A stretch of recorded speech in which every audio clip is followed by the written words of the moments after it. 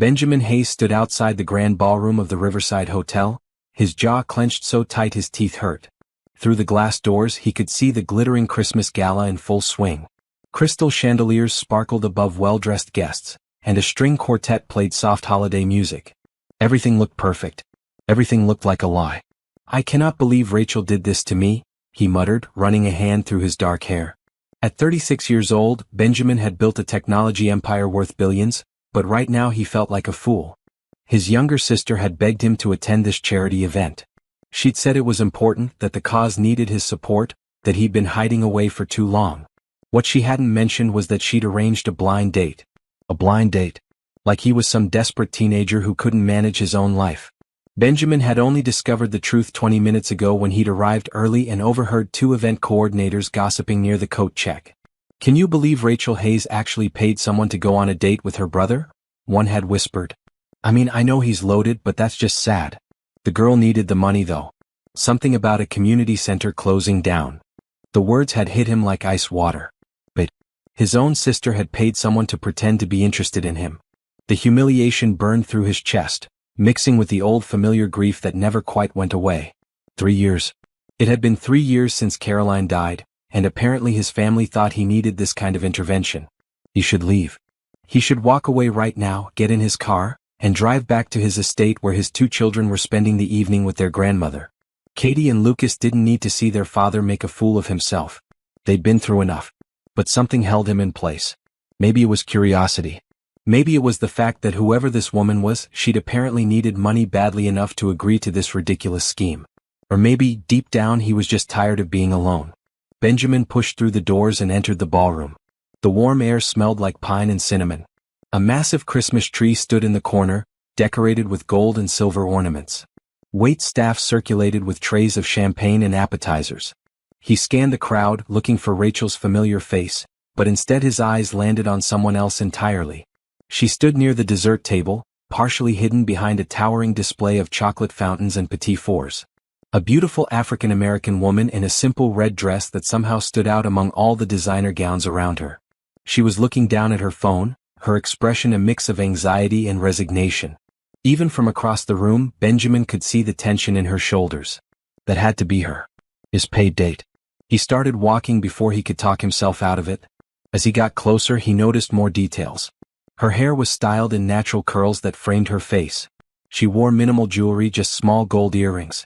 The red dress was modest but fit her well, hitting just below her knees. She looked beautiful and completely out of place, like she'd rather be anywhere else in the world. "Are you Tasha Reynolds?" he asked, stopping a few feet away. She looked up, startled, and her brown eyes went wide. For a moment, neither of them spoke. Benjamin found himself caught by her gaze, by the intelligence and wariness he saw there. "Yes," she said finally, her voice soft but steady. "You must be Benjamin Hayes." "I am." He crossed his arms, trying to keep his tone neutral. "Did my sister explain what this evening was supposed to be?" Tasha's jaw tightened. "She said you were looking for someone to attend a charity gala with you. That you'd lost your wife and weren't comfortable going to social events alone yet." She paused, meeting his eyes directly. "She also said you'd be making a substantial donation to organizations that help children in need, and that anyone who accompanied you might be able to discuss funding for their own programs." So that was the angle Rachel had used. Benjamin felt a fresh wave of anger at his sister, but he had to admit it was clever. Tasha hadn't technically been paid for a date. She'd been offered a business opportunity that happened to involve accompanying him to an event. So, the whole thing was manipulative and wrong. "I didn't know about any of this until 30 minutes ago," Benjamin said quietly. "I overheard some staff members talking. Rachel told me this was just a charity event. She didn't mention setting up a date or making promises about donations on my behalf." The color drained from Tasha's face. "Oh my God." She set her phone down on the dessert table with a shaky hand. "I'm so sorry. I should have known this was too good to be true. I'll just go." She started to walk past him, but Benjamin found himself reaching out, not quite touching her arm but blocking her path. "Wait." Tasha stopped, her eyes bright with unshed tears. "Mr. Hayes, I'm not that kind of person. I don't do things like this. But my community center is about to close its doors, and 23 kids are going to lose the only safe space they have. Your sister said you wanted to help organizations like mine, and I thought." She trailed off, shaking her head. I thought maybe this was an answer to prayer. I'm sorry. This is mortifying. Benjamin studied her face. He'd built his fortune on reading people, on knowing when someone was lying and when they were telling the truth. Every instinct told him that Tasha Reynolds was genuine. She wasn't some gold digger or opportunist. She was exactly what she appeared to be, a woman trying to help kids and willing to endure an uncomfortable evening to do it. The question now was what he was going to do about it. Have you eaten dinner? He asked. Tasha blinked at him, confused. What? Dinner. Have you eaten? Benjamin gestured toward the dining area where tables were being set with white linens and gleaming silverware. They're about to serve the meal.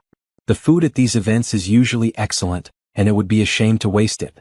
Plus, I'd like to hear more about your community center. Mr. Hayes, you don't have to. Benjamin, he interrupted. And you're right, I don't have to. But here's the situation as I see it. My sister manipulated both of us. You need funding for your program.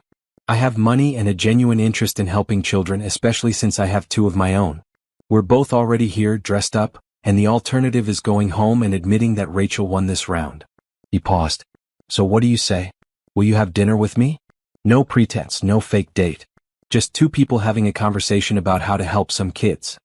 Tasha looked at him for a long moment. He could see her weighing the offer, considering whether to trust him. Finally, slowly she nodded. Okay, she said. Thank you. I'd like that. Something in Benjamin's chest loosened slightly. Good. Let's find our table before Rachel spots us and tries to make this even more awkward than it already is. As they walked together through the ballroom, Benjamin caught sight of his sister near the bar. Rachel's eyes went wide when she saw him with Tasha, and a pleased smile spread across her face.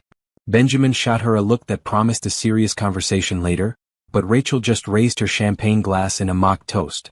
This was going to be an interesting evening.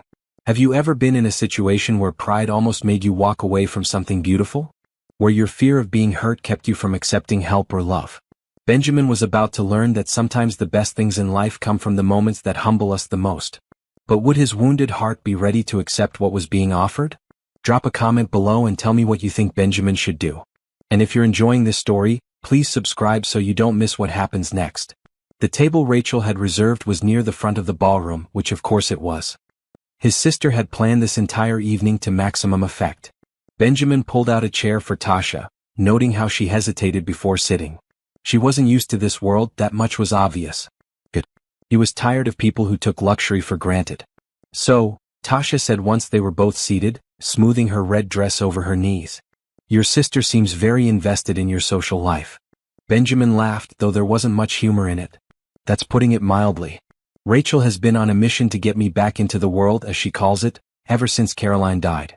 She means well, but her execution leaves something to be desired. Caroline was your wife? Yes. The word came out rougher than he intended. Benjamin cleared his throat. She had an aneurysm. One minute she was laughing at breakfast, planning Katie's 6th birthday party. The next. He trailed off, not needing to finish. The pain of that day was still vivid, still sharp.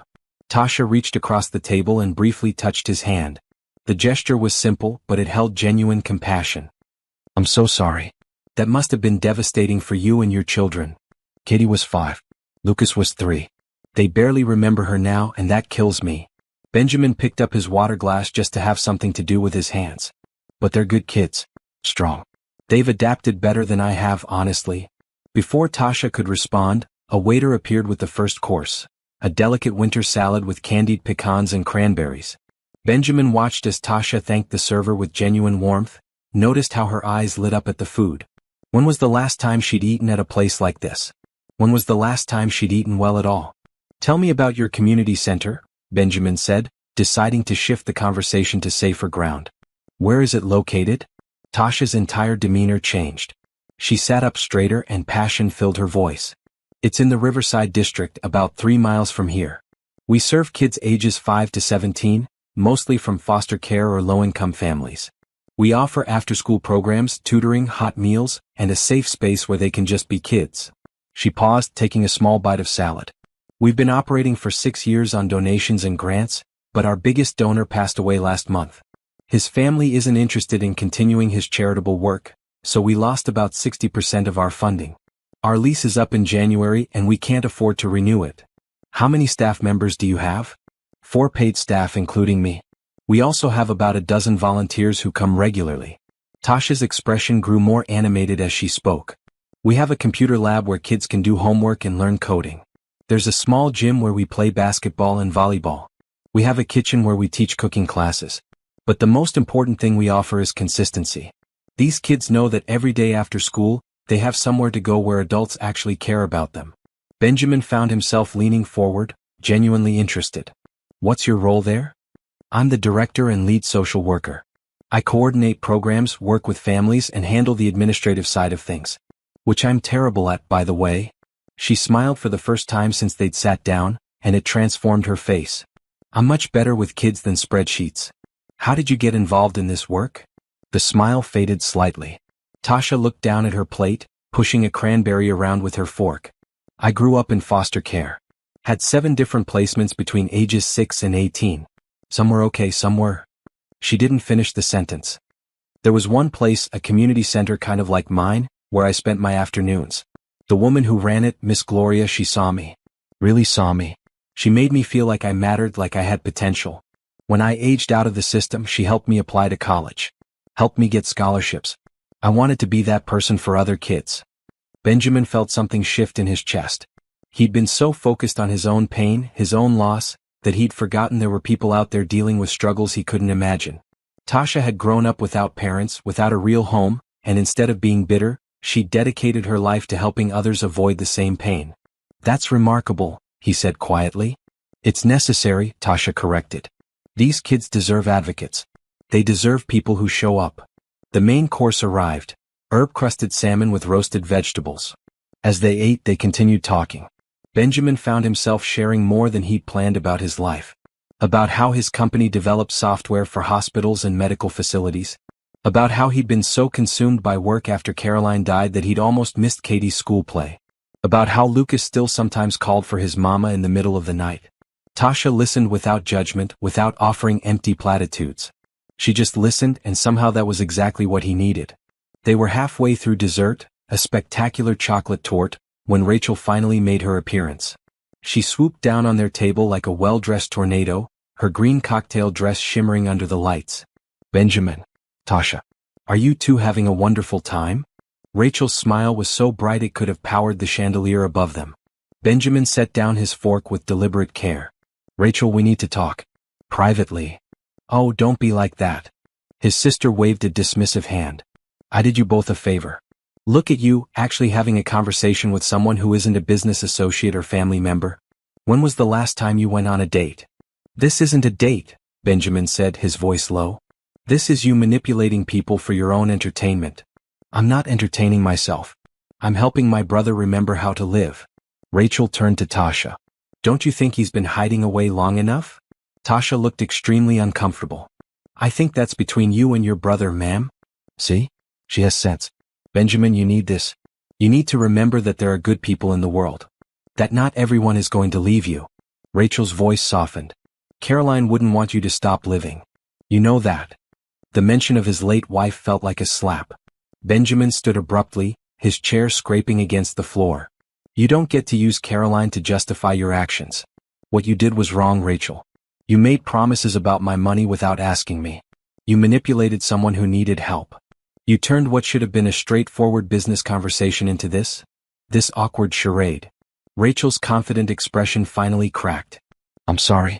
I just wanted to help. Then next time, try asking me first. Benjamin pulled out his wallet and extracted a business card.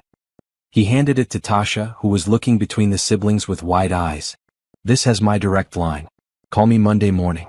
We'll discuss funding for your community center. A real discussion with no games or pretense. Tasha took the card with trembling fingers. Benjamin, you don't have to do that just because your sister created this situation. I know I don't have to. I want to. He meant it. Even without the disastrous circumstances that brought them together, he would want to help the kind of program Tasha was running. Those kids need what you're providing. Let me help make sure they get it. Tasha stood as well, clutching the business card. Thank you. Really. I don't know what to say. Say you'll call. Benjamin glanced at Rachel. And you and I will be having a much longer conversation about boundaries. His sister had the grace to look ashamed. I really am sorry. To both of you. Tasha gathered her small purse from the table. I should go. Thank you for dinner, Benjamin. It was lovely, even though the circumstances were strange. Wait. Benjamin didn't know what made him say it. Maybe it was the way she'd listened to him talk about Caroline without trying to fix his pain. Maybe it was the passion in her voice when she described her work. Or maybe it was just that for the first time in 3 years, he'd spent an evening with someone and hadn't felt entirely alone. Would you be willing to meet the kids? Katie and Lucas. They're struggling with Christmas coming up. Their first one without Caroline was hard, but they were younger then. This year they're more aware of what's missing. I think it might help them to meet someone who understands what it's like to hurt but still finds reasons to hope. Tasha studied his face for a long moment. Benjamin held his breath, waiting. He was asking a lot, he knew that. But something told him this woman might be exactly what his children needed.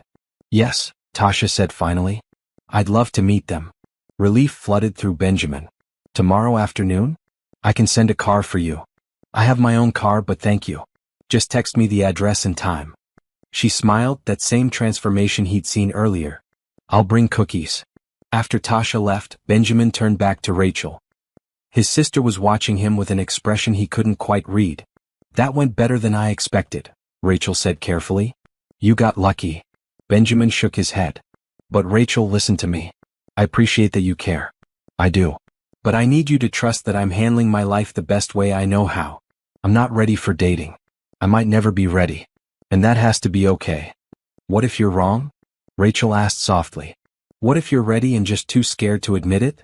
Benjamin didn't have an answer to that. He left the gala shortly after, driving home through streets decorated with Christmas lights. As he pulled into his circular driveway, he could see the house lit up, warm and inviting from the outside. But inside, he knew, were 2 small children who still felt the cold absence of their mother every single day. Maybe Rachel was right. Maybe he was hiding. But when you'd lost everything once, could anyone blame you for not wanting to risk that kind of pain again? His phone buzzed with a text. Unknown number. This is Tasha. Thank you again for tonight. I meant what I said about the cookies tomorrow. What kind do your kids like? Benjamin smiled despite himself. Lucas likes chocolate chip. Katie is pickier, she prefers sugar cookies with frosting. Perfect. See you tomorrow at 2? See you then. As he walked into his house, where his mother was reading bedtime stories to his children, Benjamin realized something had shifted tonight. He'd gone to that gala angry and ready to shut the world out. He was coming home with something unexpected. Not romance, not yet. But maybe the beginning of hope. And that was more than he'd had in a very long time. Sunday afternoon arrived with clear skies and unseasonably warm weather for mid-December. Benjamin spent the morning preparing his children for meeting Tasha, though he wasn't entirely sure how to explain who she was. Eventually he settled on the truth. Remember how Aunt Rachel is always trying to get Daddy to make new friends? He said over breakfast, watching Katie push scrambled eggs around her plate while Lucas built a tower with his toast. She says you're lonely, Katie said matter-of-factly. At 8 years old, his daughter had a way of cutting straight to the heart of things. She had her mother's directness, her mother's dark curls, her mother's ability to see right through him. Well, I met someone at the party last night. A woman named Tasha who runs a community center for kids. She's coming over this afternoon to visit, and I thought maybe you two could show her your rooms and tell her about school. Lucas looked up, syrup smeared across his cheek. Is she going to be your girlfriend? No, buddy. She's just a friend. Someone Daddy is going to help with her work. Okay. Lucas went back to his toast tower, but Katie was watching Benjamin with her 2 knowing eyes. It's okay if you want to have a girlfriend, Dad, she said quietly. Mom wouldn't be mad. The words punched the air from Benjamin's lungs. He knelt beside Katie's chair, taking her small hand in his. Hey, where did that come from? Grandma said Mom would want you to be happy. That she'd want us all to be happy even without her. Benjamin pulled his daughter into a hug, blinking back the sudden burning in his eyes. Your grandma is right. But I'm okay, sweetheart. We all are. We're figuring things out together, aren't we? Katie hugged him back tightly. Yeah, we are. At exactly 2 o'clock, the doorbell rang. Benjamin had been watching from the study window as a modest blue sedan pulled up the long driveway. He'd given Tasha the gate code that morning. Now she stood on his front porch, holding a large container that presumably held the promised cookies. Benjamin opened the door and stopped short. In the bright afternoon sunlight, Tasha looked different than she had under the gala's chandeliers. She wore jeans and a bright blue sweater that brought out the warmth in her dark skin. Her hair was pulled back in a simple ponytail, and she had a dusting of flour on one sleeve. She looked real and approachable and nothing like the uncomfortable woman from last night. "Hi," she said, offering a genuine smile. "I hope I'm not too early." "Perfect timing. Come in."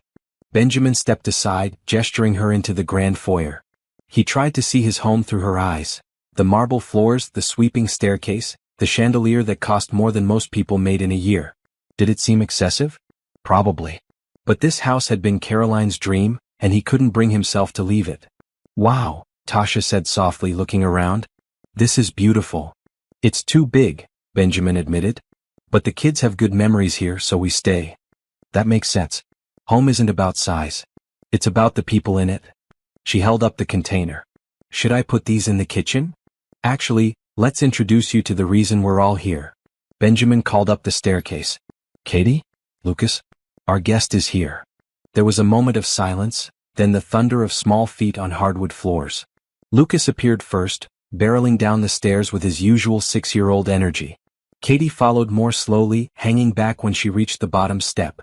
"You must be Lucas," Tasha said, crouching down to his level. "Your dad told me you're a big fan of chocolate chip cookies." Lucas nodded enthusiastically. "They're the best cookies." "I agree completely. I made some this morning. Want to try one?" "Yes, please." Tasha opened the container, revealing 2 different types of cookies: rustic chocolate chip and beautifully decorated sugar cookies with red and green frosting. Lucas grabbed a chocolate chip cookie and took an enormous bite, getting crumbs all over his green shirt. "What do you say?" Benjamin prompted. "Thank you," Lucas managed around his mouthful. Tasha laughed, a warm sound that seemed to fill the foyer. Then she turned her attention to Katie, who was still standing on the bottom step. "And you must be Katie. I heard you like sugar cookies with frosting. I made some with extra decorations because I figured any girl named Katie would have excellent taste." Katie stepped forward slowly, eyeing Tasha with careful assessment. "They're pretty. Thank you. Baking is one of my favorite things to do when I'm stressed. I made about 4 dozen cookies last night after the party, which is way too many for one person." Tasha held out the container. "Would you like to pick one?"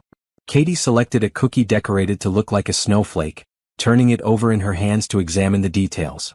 "You're really good at this." "Years of practice. Plus, I had great teachers at the community center where I grew up. Miss Gloria taught me that baking is like giving people a hug they can eat." That got a small smile from Katie. She took a bite of the cookie and her eyes widened. "It's really good." "I'm glad. Your dad said you're picky, so I was a little nervous." The fact that Tasha admitted to being nervous seemed to break through Katie's reserve. "Do you want to see our house? We have a really big backyard." "I would love that." What followed was the most relaxed afternoon Benjamin had experienced in years. Tasha had a natural ease with children that came from genuine interest rather than forced enthusiasm. She asked Lucas about his Lego creations and actually listened to his long, rambling explanations. She admired Katie's rock collection and wanted to know the story behind each stone. She played video games with them in the entertainment room and didn't fake her way through it. She was actually pretty good. At one point, while the kids were arguing over what movie to watch, Benjamin found himself alone with Tasha in the kitchen. She was washing her hands at the sink, and he noticed the careful way she dried them on the towel, the way she refolded it perfectly before setting it back on the counter. Small gestures that spoke of someone who didn't take things for granted. "They're wonderful kids," Tasha said. "You've done an amazing job with them." "Some days I'm not sure about that. Katie is so serious all the time. She tries to take care of everyone like she thinks she has to be the mom now." Benjamin leaned against the counter, watching his children through the doorway as they finally agreed on a Christmas movie. "And Lucas is so young. He has memories of Caroline, but they're fading. Sometimes he asks me what her voice sounded like, and I have to play old videos so he can remember. That must be incredibly hard." "It is. But harder than that is knowing I can't fix it. I can't bring her back. I can't make the pain go away. All I can do is show up every day and hope that's enough." Tasha turned to face him fully. "Benjamin, showing up is everything. Do you know how many kids in foster care have parents who don't show up? Who leave them wondering if anyone in the world actually cares? You show up. You're present. You're trying. That's not just enough. That's extraordinary." Something about the way she said it, with such conviction, made Benjamin believe her. For the first time in months, he felt like maybe he wasn't failing as badly as he feared. They joined the kids for the movie, all 4 of them squeezing onto the massive sectional sofa in the media room. At some point during the film, Lucas climbed into Tasha's lap as naturally as if he'd known her for years. She didn't stiffen or seem uncomfortable. She just wrapped an arm around him and kept watching the movie. On her other side, Katie gradually inched closer until her shoulder was touching Tasha's. Benjamin watched this happen with something like wonder. His children, who'd been withdrawn and sad for so long, were gravitating toward this woman they'd just met. It was like they recognized something in her, some quality that made them feel safe. When the movie ended, Katie asked if Tasha could stay for dinner. "Oh, I don't want to impose," Tasha said, but Benjamin could see she was pleased by the invitation. "You're not imposing. We're ordering pizza anyway. It's Sunday tradition." Benjamin pulled out his phone. "What do you like on your pizza?" "Anything except anchovies." "Dad, can we do that thing where we make a pizza fort?" Lucas bounced on his toes. "Please?" Benjamin glanced at Tasha. "Pizza fort is a ridiculous tradition where we order way too much pizza and then build a fort out of the boxes after we eat. It's messy and wasteful and the kids love it." "That sounds amazing," Tasha said with complete sincerity. "I'm in." 2 hours later, Benjamin's formal dining room was covered in empty pizza boxes arranged into a surprisingly elaborate fort structure. Tasha had turned out to be surprisingly good at structural engineering, creating archways and towers that actually stayed standing. The kids were inside the fort, reading comics by flashlight, while Benjamin and Tasha cleaned up the worst of the mess. "This was really special," Tasha said quietly. "Thank you for letting me be part of it. Thank you for coming. I know this is probably way outside your normal Sunday plans. My normal Sunday plans involve laundry and meal prep for the week. This was much better." She paused, folding a napkin carefully. "Your kids are dealing with their grief in really healthy ways, you know. They're not shutting down. They're still open to joy. That's because of you." "Or maybe it's because of you," Benjamin countered. "They haven't laughed like this in months." "Then maybe we make a good team." The words hung in the air between them. Benjamin knew he should say something, but he wasn't sure what. Was Tasha implying she wanted to spend more time with them? Did he want her to? The answer was yes, surprisingly. He did. But wanting something and being ready for it were different things. His phone buzzed. A message from Rachel. How did it go with Tasha? Did the kids like her? Benjamin typed back quickly. They loved her. We all did. Thank you for pushing me even though your methods were questionable. Rachel's response was immediate. I knew it. Merry Christmas, big brother. Sometimes the best gifts come in unexpected packages. Looking at Tasha, who was now crawling into the pizza fort to read comics with his children, Benjamin had to agree. Maybe Rachel had been meddling. Maybe the whole setup had been manipulative and wrong. But the result was this. His children were happy. He was happy. And for the first time since Caroline died, the future felt like something other than just endless days of getting through. It felt like possibility. Monday morning came too quickly. Benjamin had barely slept, his mind replaying the previous day. He kept seeing Tasha's smile as she'd left his house around 8 o'clock, promising to call him about the community center funding. The kids had hugged her goodbye like she was an old friend rather than someone they'd just met. Even now, sitting in his home office with coffee growing cold on his desk, he could hear Katie and Lucas talking about her at breakfast. Can Tasha come back today? Lucas had asked between bites of cereal. She has her own job, buddy. Her own life. But she's fun. And she doesn't talk to us like we're babies. Katie had been quieter, but Benjamin had caught her looking at the empty cookie container on the counter with a thoughtful expression. His daughter was thinking something, working through something in that serious mind of hers. He'd learned to give her space when she got like that. His office phone rang at exactly 9 o'clock. Benjamin's assistant, Patricia, had strict instructions to hold all calls until 10, which meant this had to be important. Benjamin Hayes, he answered. Hi, it's Tasha. Tasha Reynolds. From the gala and yesterday. She sounded nervous, speaking quickly. I'm calling about the community center funding like you asked me to. Is this still a good time? It's a perfect time. Benjamin closed his laptop, giving her his full attention. Tell me exactly what you need. For the next hour they talked through the details. Tasha had come prepared with budget spreadsheets, program descriptions, and testimonials from families they'd helped. She was thorough and professional, clearly passionate about her work but able to back up that passion with solid data. Our current lease is month to month now, which means we could be given notice at any time, Tasha explained. The landlord wants to sell the building, and he's made it clear we're not the kind of tenants he wants long-term. Too much noise, too much activity, not enough profit for him.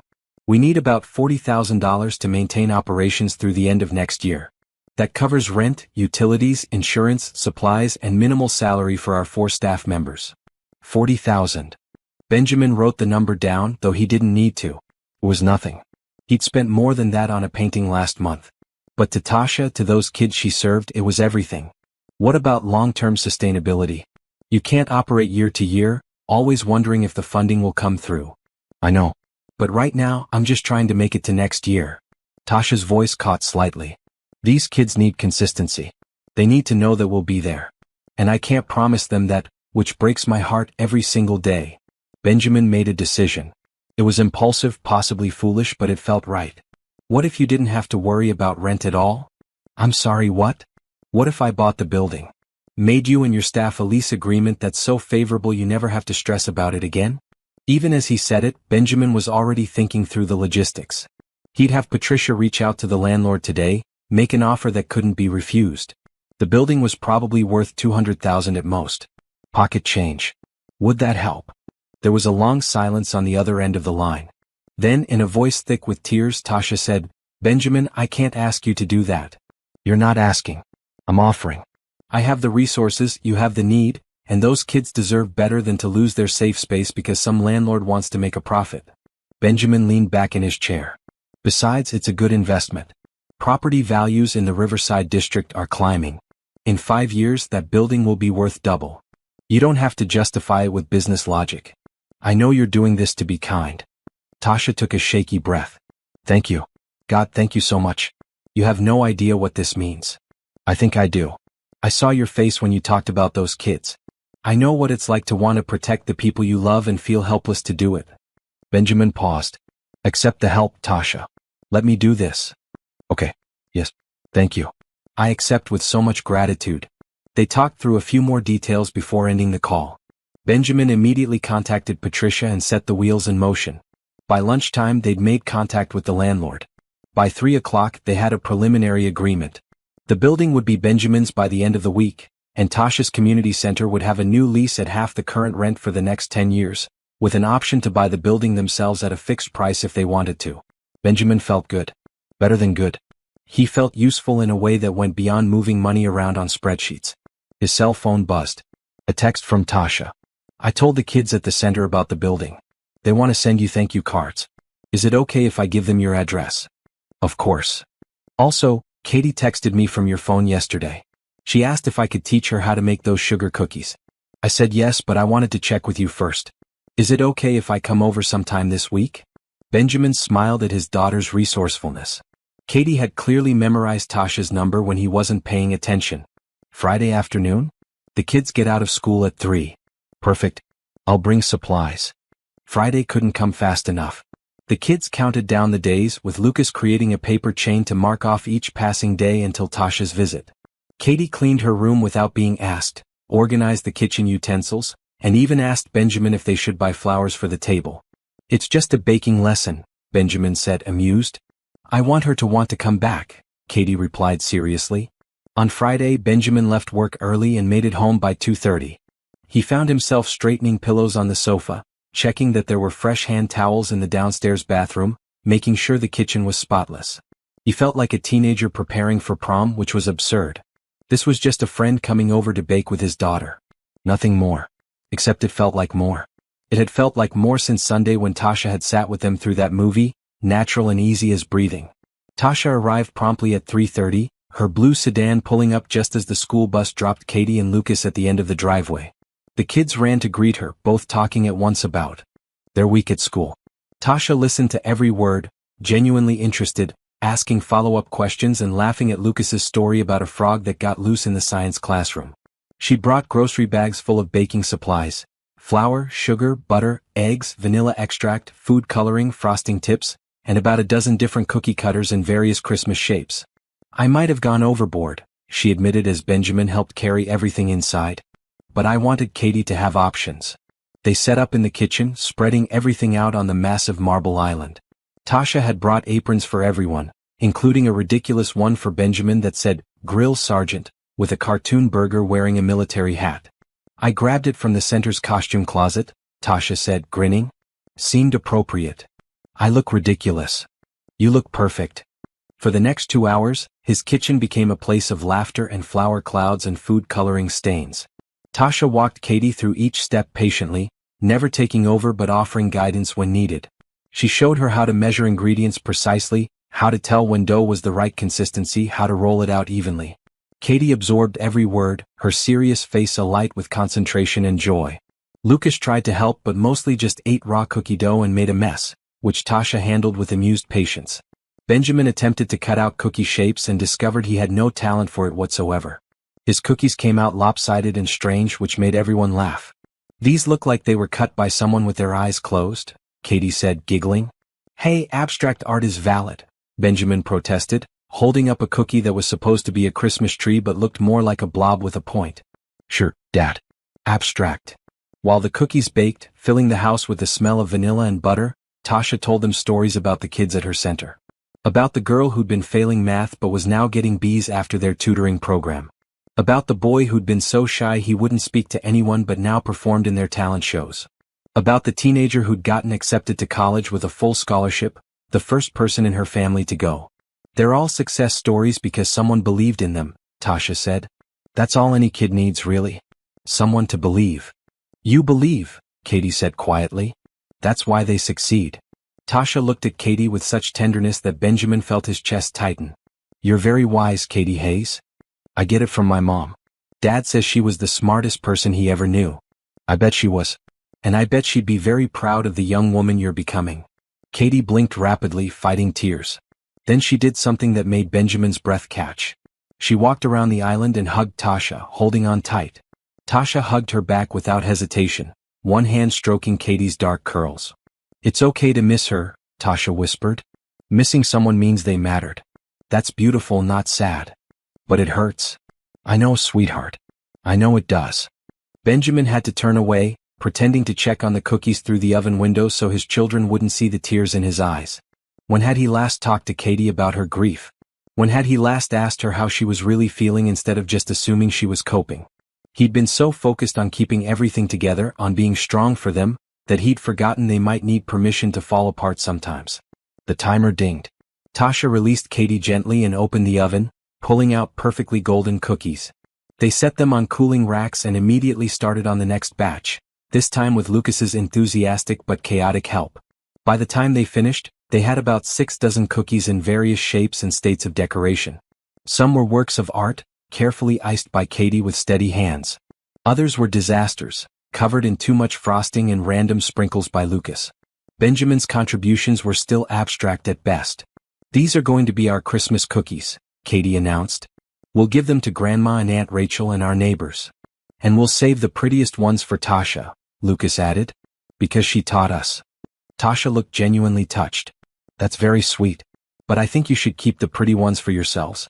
I'll take the interesting ones your dad made. Hey, Benjamin protested, but he was smiling. They had dinner together again, this time actual home-cooked food since Benjamin's mother had dropped off a casserole earlier that week. As they ate around the kitchen table, surrounded by cooling cookies and the lingering smell of sugar and butter, Benjamin realized something. This felt like a family. Not a replacement for what they'd lost, but something new. Something healing. After dinner, as Tasha was gathering her things to leave, Katie grabbed her hand. Can you come to my school concert next week? It's next Friday at 6. I'm singing a solo.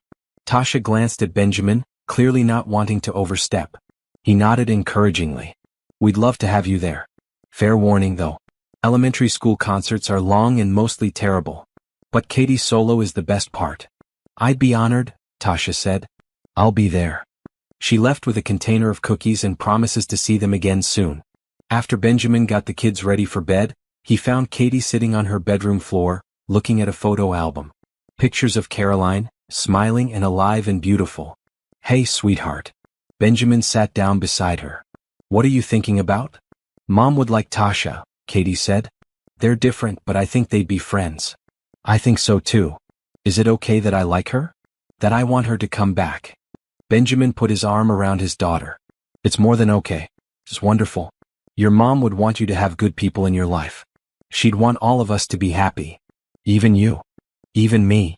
Katie leaned against him. Good. Because I think Tasha makes you smile again. Like you used to before Mom got sick. Benjamin didn't know what to say to that. Was it true? Had he been walking around with grief stamped on his face for so long that his 8-year-old daughter noticed when it finally lifted? Probably. Kids saw everything. Get some sleep, he said instead, kissing the top of her head. Big day tomorrow. We're getting our Christmas tree, remember? Can we invite Tasha to help decorate it? Benjamin laughed. We'll see. But later that night, alone in his room, Benjamin sent Tasha a text. The kids want to know if you'd like to help us decorate our Christmas tree on Sunday. No pressure, but you're very welcome to join us. Her response came 5 minutes later. I'd love to. What time? 2 o'clock. Fair warning, our tree is enormous and the kids have very specific decorating rules. Sounds perfect. Benjamin set his phone down and looked at the framed photo on his nightstand. Caroline smiling at the camera, holding baby Lucas, with Katie standing beside her making a silly face. They'd been so happy. He'd thought that kind of happiness only came once in a lifetime. Maybe he'd been wrong. Maybe there were different kinds of happiness, different ways to build a life after loss. He wasn't replacing Caroline. Nothing could replace her. But maybe, just maybe, there was room in his heart for something new. For someone who'd walked into his life by accident and brought light back into his children's eyes. For someone like Tasha. The next 2 weeks passed in a blur of activity and slowly dissolving barriers. Tasha came to Katie's school concert and cheered louder than anyone when his daughter sang her solo. She helped them pick out and decorate a 12-foot Christmas tree, laughing when Lucas insisted every ornament had to go on the bottom 3 feet where he could reach. She joined them for dinner 3 times and each time felt more natural than the last. Benjamin found himself texting her about small things. Funny thing Lucas said. A problem Katie was having with a friend at school. Pictures of the thank you cards that arrived from the kids at the community center, each one decorated with careful drawings and heartfelt messages. Tasha responded to everything with genuine interest, never making him feel like he was bothering her. One evening, after the kids were in bed, Benjamin sat in his study nursing a glass of wine and scrolling through their text conversation. There were hundreds of messages now. Photos, jokes, questions, observations. When had this happened? When had Tasha become someone he wanted to talk to every day? His phone rang. Tasha's name on the screen made him smile before he even answered. Hey, he said. Everything okay? Better than okay. I just got off the phone with the landlord. Well, your representative, actually. The paperwork is finalized. The building is officially yours, and our new lease starts January 1st. Tasha's voice was thick with emotion. Benjamin, I still can't believe you did this. We had our staff meeting today and when I told everyone we were secure for the next 10 years, 3 people cried. Our program coordinator actually got down on her knees and said a prayer of thanksgiving. I'm glad I could help. Truly. Benjamin swirled the wine in his glass. Will you send me photos once you're settled? I'd like to see the space. Better idea. Come visit. See it for yourself. Meet the kids. Tasha paused. Unless that's weird. I don't want to make you uncomfortable. It's not weird. I like that. How about next Saturday? I could bring Katie and Lucas. They'd probably enjoy seeing what you do. That would be perfect. We have our Saturday program running from 10 to 2. Lunch is served at noon. You're all welcome to join us. We'll be there. Saturday arrived cold and bright, with a dusting of snow that had Lucas bouncing off the walls with excitement. The community center was located in a part of town Benjamin rarely visited, an area where buildings were older and streets were narrower. But as they pulled up to the address Tasha had given him, he saw what she'd been working to create. The building was a converted warehouse, brick and sturdy, with large windows that let in plenty of natural light. Someone had painted a mural on the side wall, children of all colors holding hands under a bright sun. The words Riverside Community Center, where every kid matters, were painted in bold letters above the door. Inside was controlled chaos. Kids everywhere, ranging from small elementary schoolers to teenagers who tried to look bored but were clearly engaged. There was a computer lab where a volunteer was teaching coding. A corner with bean bags and bookshelves where younger kids were reading. A basketball court where a pickup game was in full swing. The kitchen smelled like soup and fresh bread. Tasha spotted them immediately and hurried over, wearing jeans and a bright green t-shirt with the center's logo. Her hair was pulled back and she had paint on one sleeve from an art project. You made it, she said, her smile brilliant. Welcome to the center. Katie and Lucas looked around with wide eyes. This was different from their world of private schools and mansion bedrooms, but not in a bad way. Just different. This is amazing, Benjamin said honestly. How many kids do you serve on a typical Saturday? Usually about 40. Today we have 47 actually. More kids are home during winter break. Tasha knelt down to Katie and Lucas's level. Want to see what we have going on? We've got art, sports, games, computers, and we're making gingerbread houses in about an hour. Gingerbread houses? Lucas's eyes went huge. Can we help? Absolutely. Come on, I'll introduce you to some friends. Benjamin watched as Tasha led his children through the center, introducing them to other kids, showing them the different activity areas. His children were initially shy, but within 20 minutes Katie was sitting with a group of girls working on a giant puzzle, and Lucas was attempting to beat a teenager at video games. Your kids are great, said a voice beside him. Benjamin turned to see a young woman, probably mid-20s, with kind eyes and flower on her apron. I'm Jennifer, one of the staff members. You must be Benjamin Hayes. I am. It's nice to meet you. Tasha talks about you all the time. Well, not all the time. That would be weird. But enough that we all know who you are and what you did for us. Jennifer smiled. You saved this place. You saved these kids safe space. I hope you know how huge that is. Tasha did the hard work. I just helped with resources. Resources matter. But so does caring enough to use them for good. Jennifer glanced over at Tasha, who was now helping a small boy tie his shoe. She's special, you know. There aren't many people who dedicate their entire life to taking care of other people's kids. But Tasha, she sees something in every single child here. She makes them feel valued. I've noticed, Benjamin said quietly. Good. Just making sure you know what you've got there. If you're smart, you won't let her go. Jennifer walked away before Benjamin could ask what she meant by that. But he knew. He'd known since that first dinner at the gala, if he was honest with himself. Tasha Reynolds was extraordinary. And somewhere along the way, his gratitude and admiration had shifted into something deeper. The morning flew by. Benjamin found himself pulled into activities, teaching a computer class about business software at Tasha's request, helping referee the basketball game when it got too competitive, even assisting with the gingerbread house construction. The kids were polite but curious, asking him questions about his work and his family. Some of them knew Katie and Lucas from the photos Tasha had shown them. Lunch was served at long tables in what was clearly a multipurpose room. Simple food, soup and sandwiches and fruit, but plentiful and made with care. Kids sat wherever they wanted, mixing age groups naturally. Katie ended up between two teenagers who were helping her with her gingerbread house design. Lucas was deep in conversation with a boy about his age, showing him photos of their Christmas tree on Benjamin's phone. Benjamin sat beside Tasha, watching it all unfold.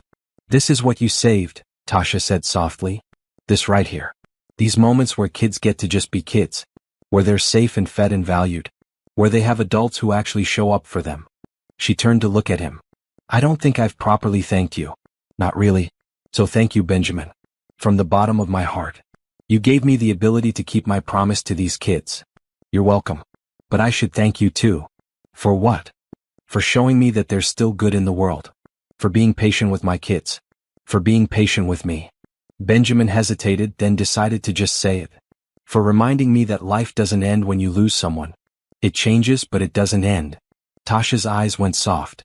Benjamin? I'm not saying this to make things weird. I just want you to know that meeting you has mattered.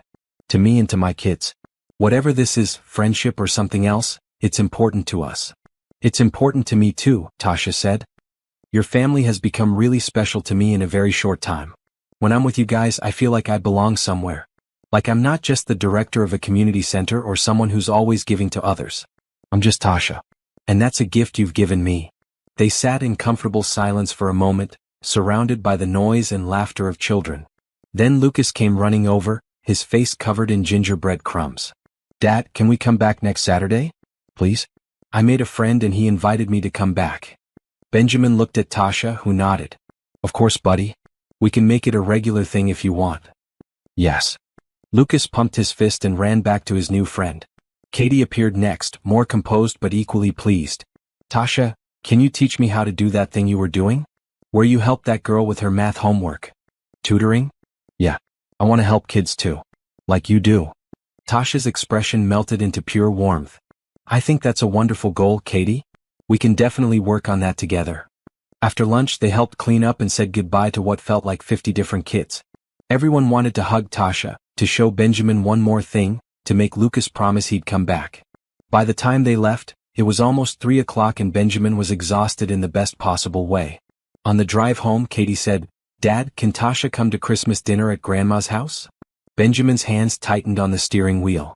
Christmas dinner was a family tradition. It was the one day that had always been sacred, the one day that still felt intensely connected to Caroline. Inviting Tasha would mean something. Would mean acknowledging that she was becoming part of their lives in a permanent way. "Would you want her there?" he asked carefully. "Yes. It's not fun without Mom, and Tasha makes things fun again. Not in a bad way. Just in a way that doesn't hurt as much." From the back seat, Lucas added, "Plus she might bring cookies." Benjamin laughed despite the emotion clogging his throat.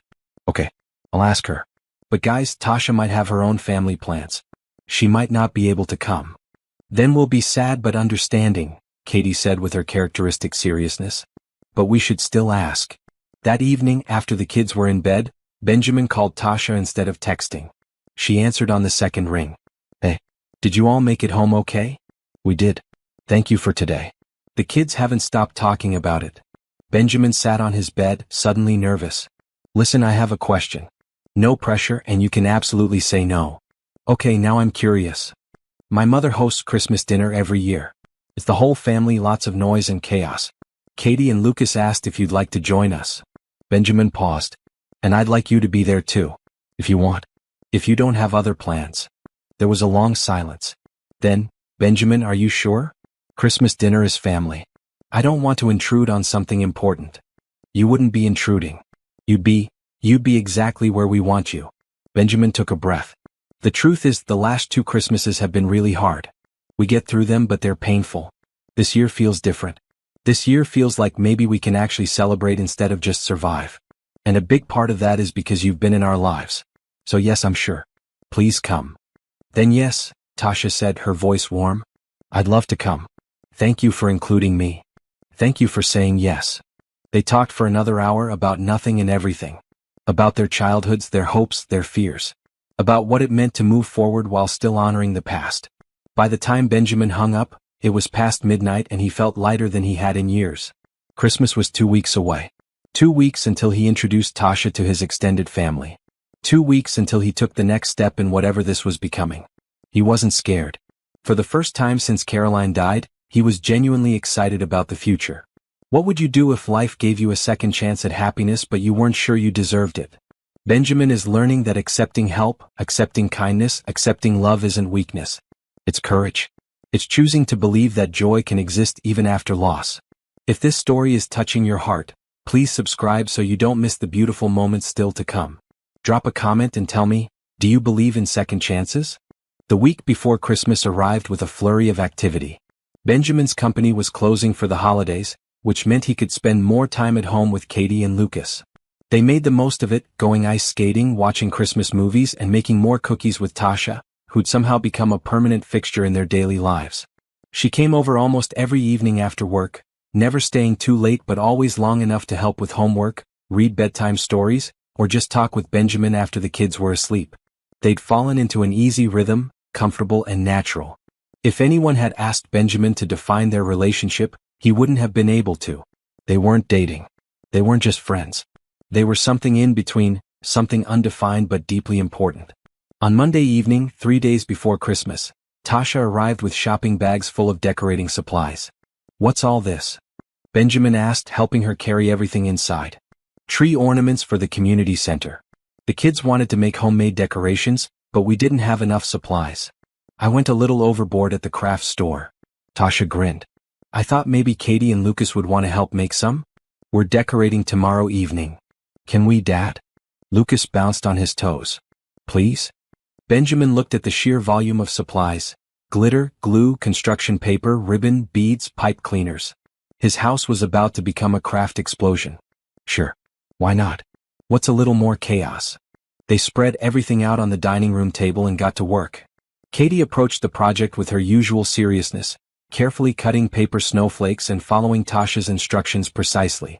Lucas was more enthusiastic than skilled, creating ornaments that defied description but were made with complete commitment. Benjamin attempted to help but mostly just got glitter everywhere. "How do you get glitter out of carpet?" he asked at one point, staring at the sparkling mess on the floor. "You don't," Tasha said cheerfully. "Glitter is forever. It's the herpes of craft supplies. Benjamin laughed so hard he snorted, which made Katie and Lucas dissolve into giggles. Tasha looked pleased with herself. As they worked, Tasha told them stories about her own childhood Christmases. Most of them weren't happy stories. Foster homes that forgot to get her presents. A group home where they had a tree but no ornaments. A particularly bad year when she'd been moved to a new placement on Christmas Eve and spent the holiday with strangers who clearly didn't want her there. That's really sad, Katie said softly. It was, Tasha agreed.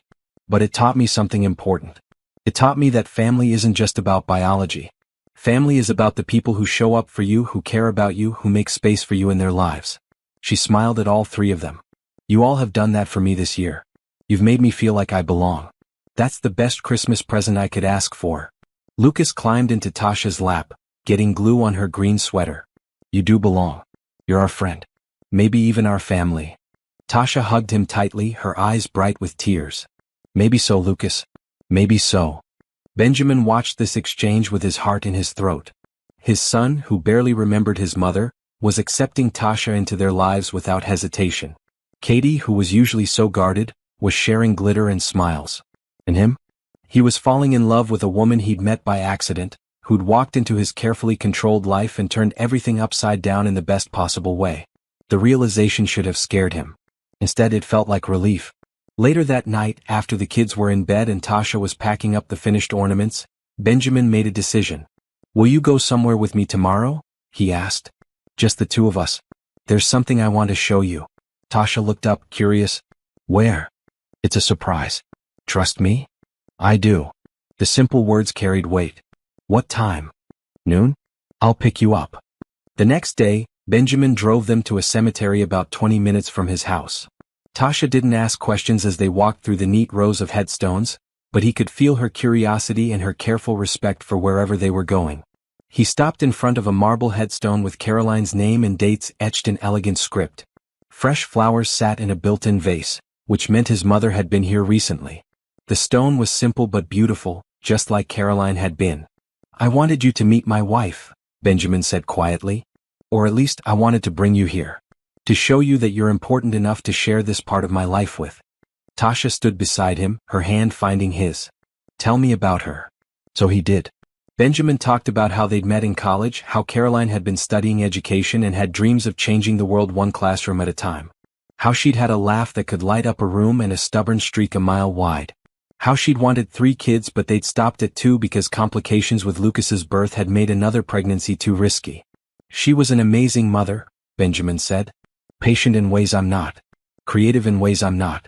She made everything fun, even the boring stuff like grocery shopping or cleaning the house.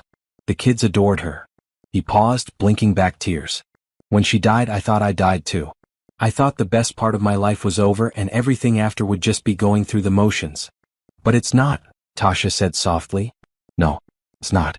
And I think Caroline would be glad about that. Benjamin turned to face Tasha fully. I need you to understand something. I'm not looking for a replacement. Caroline was irreplaceable.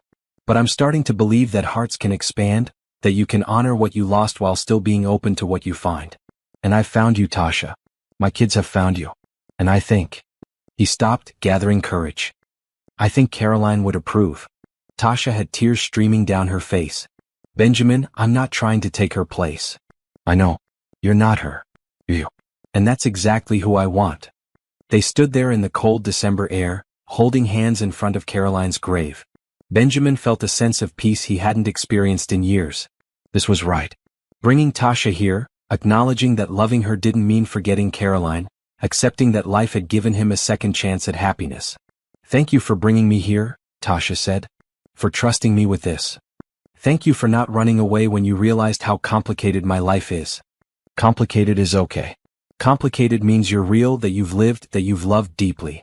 I'll take complicated over simple any day. They left the cemetery with their hands still linked, the gesture feeling natural and right. Benjamin drove them back to town and stopped at a small cafe for lunch. As they sat across from each other with sandwiches and coffee, Benjamin realized they'd crossed a threshold.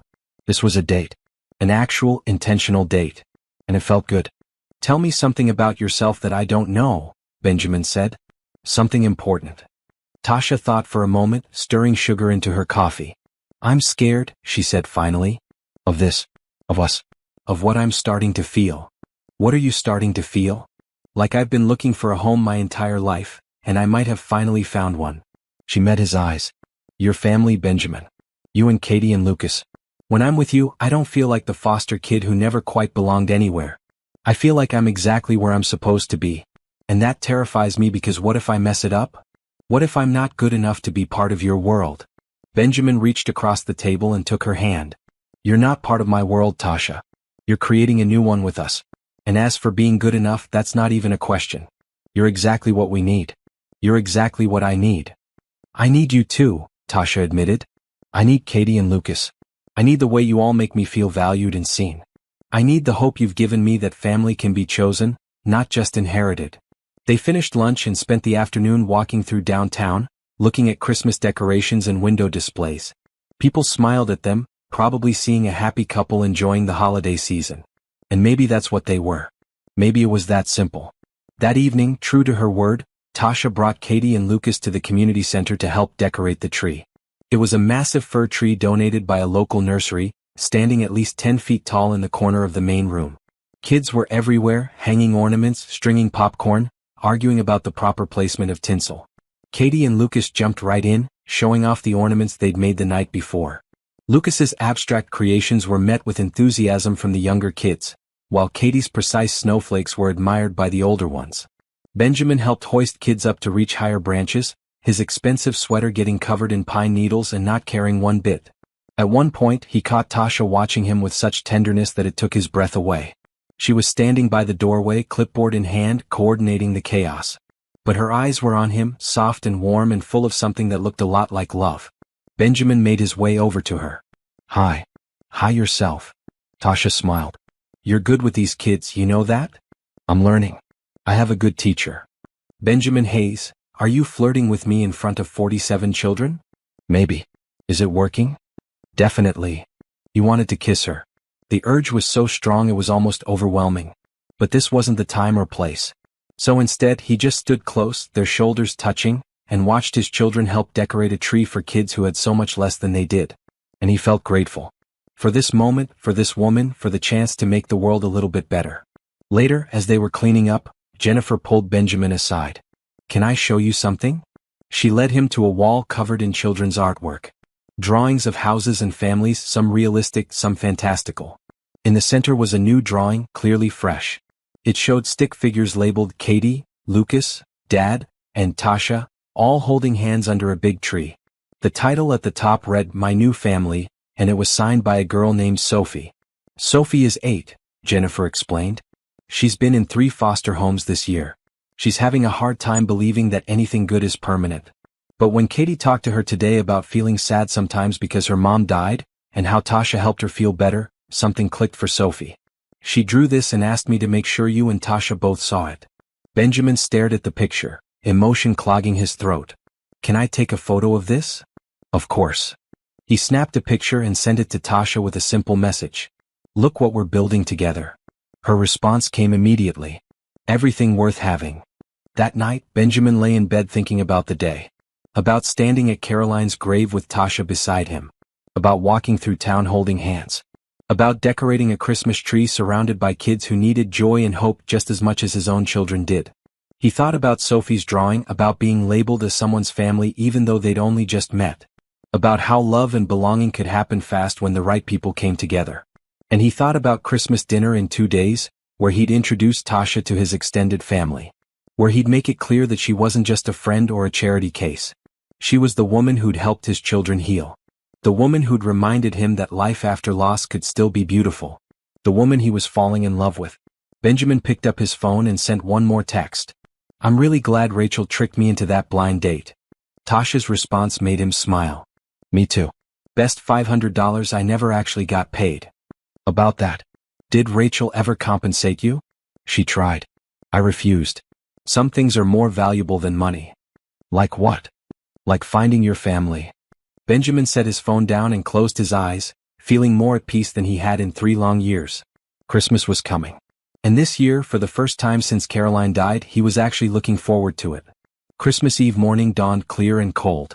Benjamin woke early, unable to sleep past 6 o'clock despite his best efforts. Today was the day he'd give Tasha the surprise he'd been planning for the past week.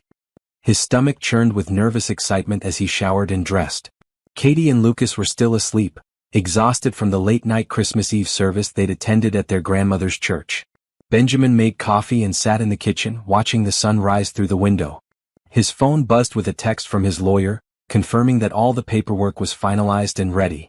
Everything was set. At 9 o'clock his phone rang. Tasha. "Merry Christmas Eve," she said, her voice warm and a little sleepy. "Merry Christmas Eve to you too. Did I wake you?" "No, I've been up for an hour. Too excited to sleep."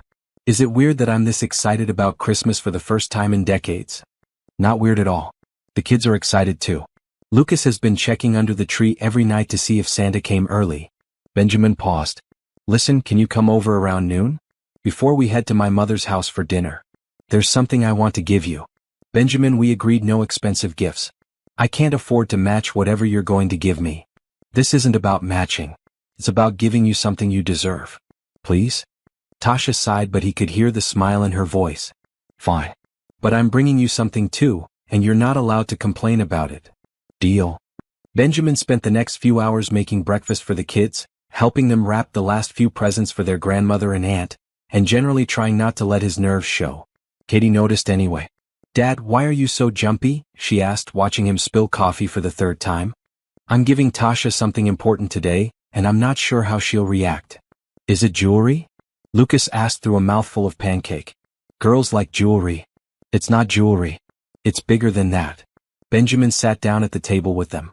"How would you two feel if Tasha spent even more time with us? If she became a really permanent part of our lives?" Katie's eyes went wide.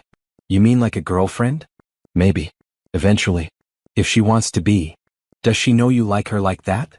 Katie asked seriously. "I think so. But I want to make sure she knows she's important to us. That we want her around."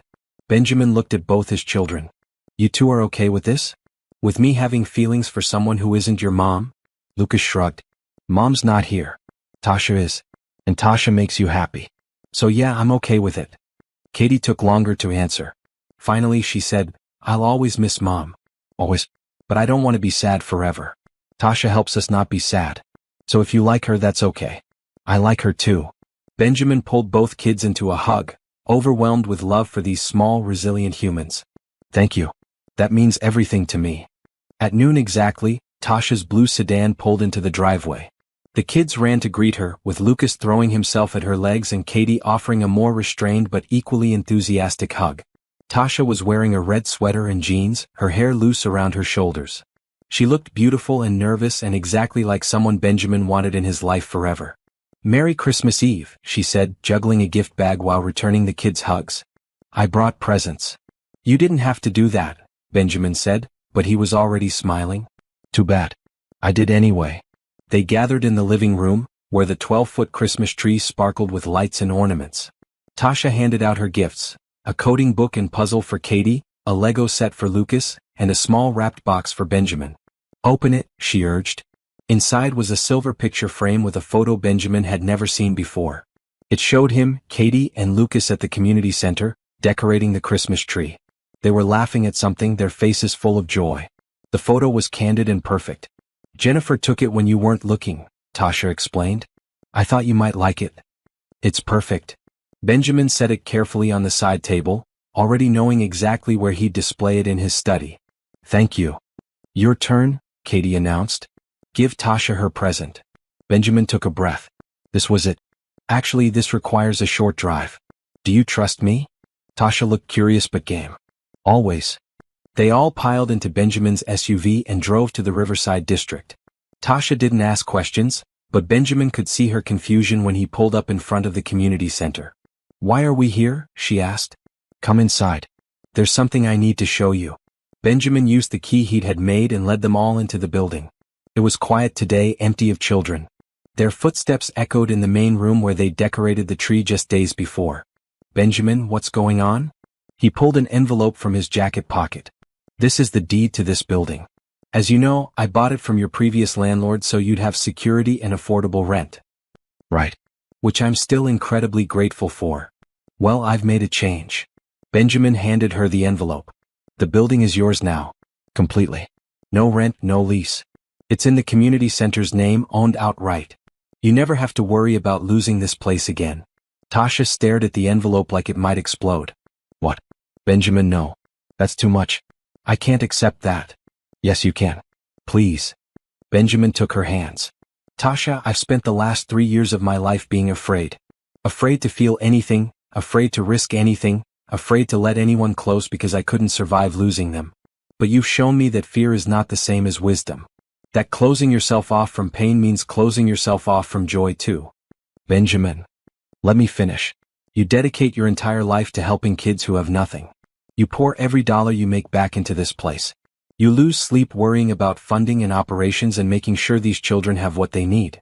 You shouldn't have to do that. You should be able to focus on the work, on the kids, without constantly looking over your shoulder wondering if the building will be sold out from under you. Tasha's eyes were full of tears. This is too much.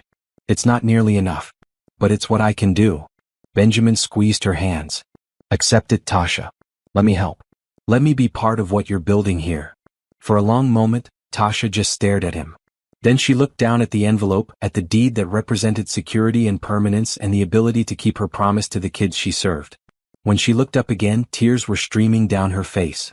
Thank you, she whispered. Thank you so much. I accept. With so much gratitude. You have no idea what this means. I think I do. Tasha threw her arms around him, and Benjamin held her tightly, feeling her tears soak into his shoulder.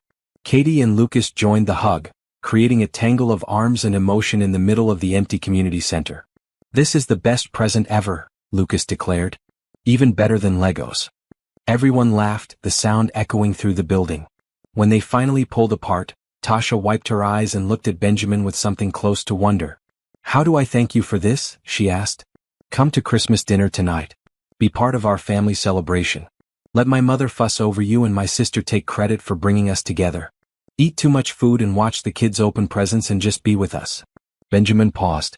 And maybe, if you're willing, think about being with us more permanently. Not just as a friend. As something more. Tasha's breath caught. Are you asking me to be your girlfriend in front of your children? I am. That's okay. If you want that too. I do want that. I've wanted that for weeks, but I was afraid to say anything. Tasha laughed through her tears. Yes. Yes, I'll be your girlfriend. Yes, I'll come to Christmas dinner. Yes to all of it. Benjamin kissed her then, a soft, sweet kiss that tasted like tears and hope. Katie made a gagging sound and Lucas said, gross, but both kids were smiling. They locked up the building and drove to Benjamin's mother's house, arriving to find the Christmas Eve dinner in full swing. Benjamin's mother, Patricia, was a formidable woman in her 60s who ran her household with military precision. She took one look at Tasha and pulled her into a hug. You must be the famous Tasha we've been hearing so much about.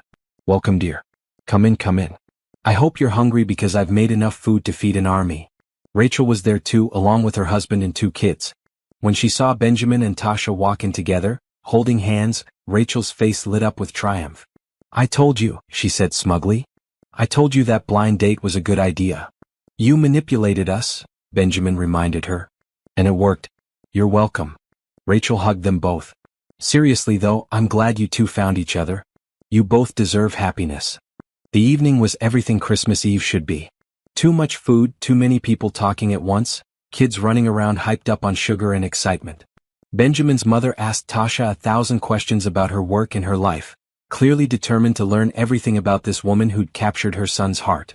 Rachel's kids dragged Katie and Lucas off to play games in the den. And through it all, Benjamin kept Tasha close. His hand finding hers under the table. His eyes meeting hers across the crowded living room.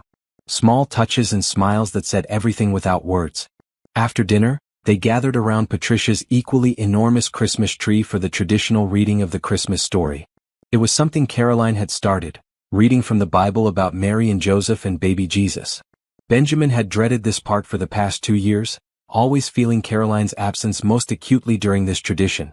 But this year, with Tasha sitting beside him and his children nestled close, it felt different. It felt like honoring the past while embracing the future. It felt like Caroline would approve. Patricia handed the Bible to Benjamin as she always did. He read the familiar verses, his voice steady. When he finished, he looked up to find everyone watching him with love and support. I want to say something, Benjamin said, setting the Bible aside. The last few years have been really hard. For me and for Katie and Lucas. We lost someone we loved deeply, and for a while it felt like we'd lost our way too. But this year is different. This year we found light again, and a big part of that light is Tasha. He turned to her, taking her hand. You walked into our lives by accident and changed everything. You reminded my children how to laugh. You reminded me how to hope. You showed all of us that family isn't just about who you're born to, but about who shows up and stays. So thank you, Tasha Reynolds. Thank you for showing up. Thank you for staying. Thank you for being exactly what we needed. Tasha was crying again, but she was smiling too.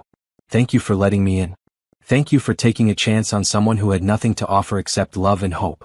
You've all given me the family I've been looking for my entire life. Patricia was dabbing at her eyes with a tissue. Rachel was openly sobbing. Even Rachel's husband, who prided himself on being tough, looked suspiciously misty. The rest of the evening passed in a blur of dessert and coffee and kids begging to open just one present early, a request that was firmly denied. Around 9 o'clock, Katie and Lucas started to fade, their excitement finally giving way to exhaustion.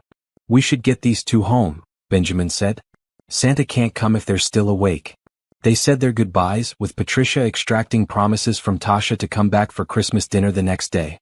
In the car, both kids fell asleep almost immediately, full of food and happiness. Benjamin drove through the quiet streets, Christmas lights twinkling in every window. Beside him, Tasha was quiet but content, her hand resting on his knee. Today was perfect, she said softly. It was. Thank you for being part of it. Thank you for inviting me. They pulled into Benjamin's driveway. He carried Lucas inside while Tasha helped Katie, both children barely waking long enough to change into pajamas and brush their teeth. After they were tucked in, Benjamin walked Tasha to her car. I don't want you to leave, he admitted. I don't want to leave either. But it's Christmas Eve and Santa needs to make his appearance. Tasha smiled. I'll see you tomorrow? Dinner is at noon. Come early though. The kids will want to show you all their presents. I'll be here at 10. Benjamin kissed her goodnight, a longer kiss this time, full of promise and possibility. When she drove away, he stood in the driveway watching her taillights disappear, feeling happier than he'd been in years. Inside, he found Katie standing at the top of the stairs in her pajamas. Dad? She called softly. I love Tasha. I really do. Is that okay? Benjamin climbed the stairs and pulled his daughter into a hug. It's more than okay, sweetheart. It's wonderful. I love her too. Mom would be okay with this, right? Your mom would be thrilled. She always wanted us to be happy. She'd love Tasha, I'm sure of it. Katie hugged him tighter. Good.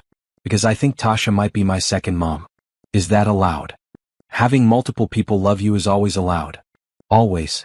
Benjamin kissed the top of her head. Now get some sleep. Santa's on his way. After Katie was back in bed, Benjamin spent 2 hours playing Santa, filling stockings and arranging presents under the tree. As he worked, he thought about how much had changed in such a short time. A month ago, he'd been going through the motions of life, doing his best but feeling hollow inside. Now he had purpose again. Hope again. Love again. All because his meddling sister had tricked him into a blind date with a woman who needed help and wasn't afraid to accept it. Benjamin sent one final text before going to bed. Merry Christmas, Tasha. I'm so grateful you walked into my life. Her response came immediately. Merry Christmas, Benjamin. Best accident that ever happened to me. As he climbed into bed, Benjamin felt a sense of peace settle over him. Tomorrow would be Christmas. The first Christmas in 3 years where joy wouldn't be mixed with overwhelming grief. The first Christmas where his children would wake up excited rather than sad. The first Christmas of his new life. And Tasha would be there for all of it. Christmas morning arrived with Lucas jumping on Benjamin's bed at 6:30 in the morning, screaming that Santa had come. Dad, Dad, Dad, get up. There are presents everywhere. Santa brought everything I asked for. Benjamin groaned and pulled a pillow over his head. Lucas, it's too early. It's Christmas. It's never too early on Christmas. Katie appeared in the doorway, more composed but equally excited. Come on, Dad. We've been waiting for you. There was no fighting it. Benjamin dragged himself out of bed and followed his children downstairs, where the living room had indeed been transformed overnight. Presents spilled out from under the tree, stockings bulged with treats, and the cookies they'd left out for Santa were gone, replaced with a note written in Rachel's handwriting that said, Thanks for the cookies. Delicious. Love, Santa. For the next hour, paper flew and squeals of delight filled the house. Lucas got the remote control car he'd been begging for. Katie received the advanced art set she'd mentioned once in passing. There were books and games and clothes, everything thoughtful and generous. Benjamin's phone buzzed with messages. His mother checking what time they'd arrive for dinner. Rachel sending photos of her own kids opening presents. And Tasha sending a simple message, "Merry Christmas. Thank you for yesterday. Still can't believe you gave me the building." He typed back, "Get used to accepting good things. See you at 10. Can't wait." The next 3 hours were spent in a whirlwind of activity. Breakfast, showers, getting dressed in their Christmas best. Katie wore a green velvet dress that had been Caroline's favorite. Lucas complained about his dress shirt but agreed to wear it when Benjamin promised he could take it off right after dinner. Benjamin himself put on a navy suit, wanting to look his best for Tasha. At exactly 10 o'clock her car pulled into the driveway. Katie and Lucas ran to meet her, both talking at once about their presents. Tasha listened to everything with genuine interest, admiring Lucas's new car and praising Katie's artistic plans. She was wearing a burgundy dress that made her look sophisticated and beautiful, her hair styled in soft curls. She carried a bag of presents, which she insisted on putting under the tree even though it was technically too late for Santa. "These are from me," she explained. "Not from Santa." The gifts were perfect and personal. For Katie, a journal with a beautiful leather cover and a note that said, "For all your important thoughts." For Lucas, a children's cookbook with easy recipes they could make together. And for Benjamin, a framed photo of the three of them at the community center, similar to the one she'd given him yesterday but showing a different moment. "I'm seeing a theme here," Benjamin said, smiling at the photo. "I like capturing memories, making them permanent." Tasha looked around at the Christmas chaos, the wrapping paper scattered everywhere, the kids playing with their new toys. "This is beautiful. A real family Christmas." "Our family Christmas," Benjamin corrected. "You're part of this now." They spent a leisurely morning at the house, drinking hot chocolate and watching the kids play.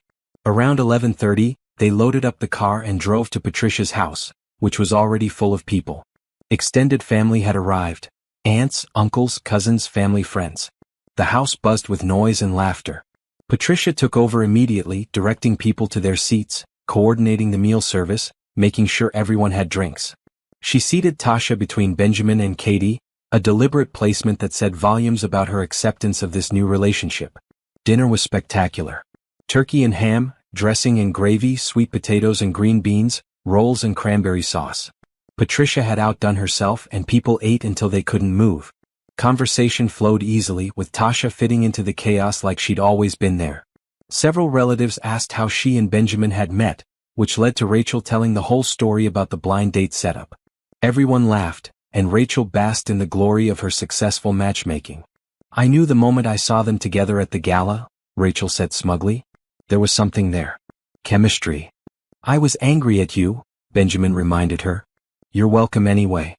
After dinner, they retired to Patricia's massive living room for presents. This was the extended family gift exchange, where names were drawn and everyone bought for one person. Benjamin had drawn his cousin's name and bought her a spa gift certificate. Tasha had been included in the exchange at Patricia's insistence, and she'd drawn Benjamin's uncle, buying him a book on woodworking that he seemed genuinely pleased with.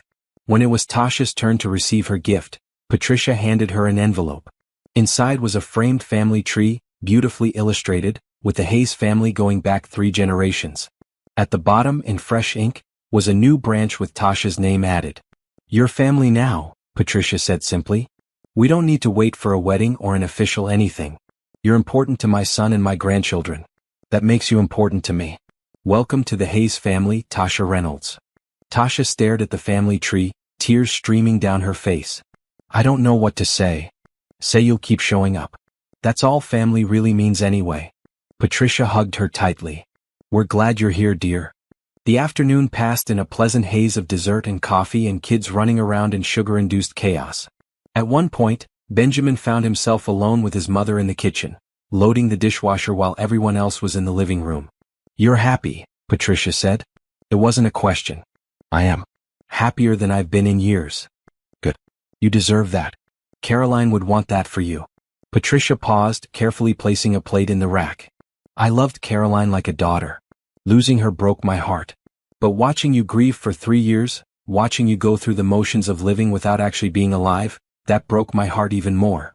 "Mom? Let me finish. Tasha is wonderful. She's kind and genuine and clearly crazy about you and the kids. But more than that, she's brought you back to life. I see my son again when I look at you. The son who laughs and makes plans and believes in tomorrow. So yes, I like Tasha. But mostly, I love what you've become with her in your life.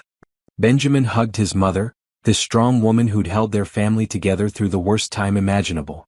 Thank you for accepting her. For making her feel welcome. She makes my grandchildren happy.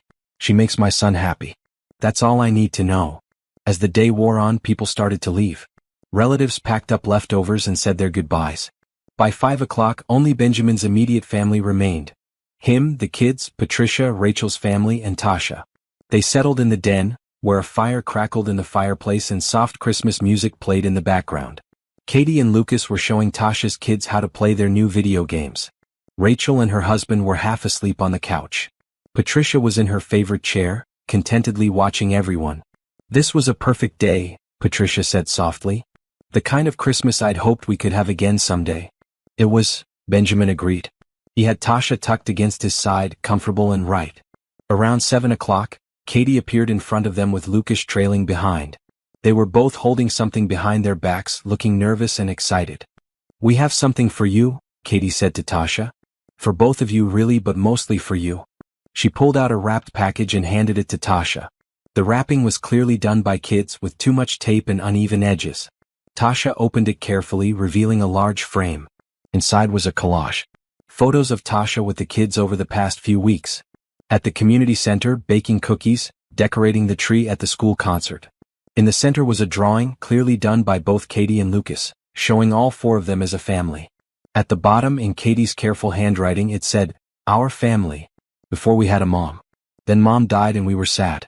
Now we have Tasha and we're happy again. We love you." Tasha couldn't speak. She just held the frame and cried, happy tears that said everything words couldn't. "We wanted you to know you're important," Katie explained. "Not just to Dad. To us too. You're not replacing Mom. You're just being you. And we love you for it." "I love you too," Tasha managed. "Both of you. So much." Lucas climbed into her lap. "So you'll keep coming around, right? You won't leave." "I'm not going anywhere," Tasha promised. "I'll be here as long as you'll have me." "Forever then," Lucas said matter-of-factly. Benjamin watched this exchange with wonder. His children, who'd been so broken by loss, were openly accepting love into their lives again. They were choosing hope over fear, joy over grief. And it was all because of the woman sitting beside him, the woman who'd shown them all that second chances were real.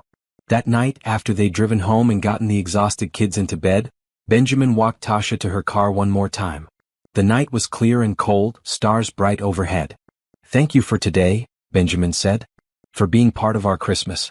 For accepting my family and letting them love you. Thank you for including me. For making me feel like I belong." Tasha leaned against him. "I meant what I told the kids. I'm not going anywhere. This is where I want to be." "Good. Because I'm pretty sure I'm falling in love with you, Tasha Reynolds." She looked up at him, her eyes bright in the starlight.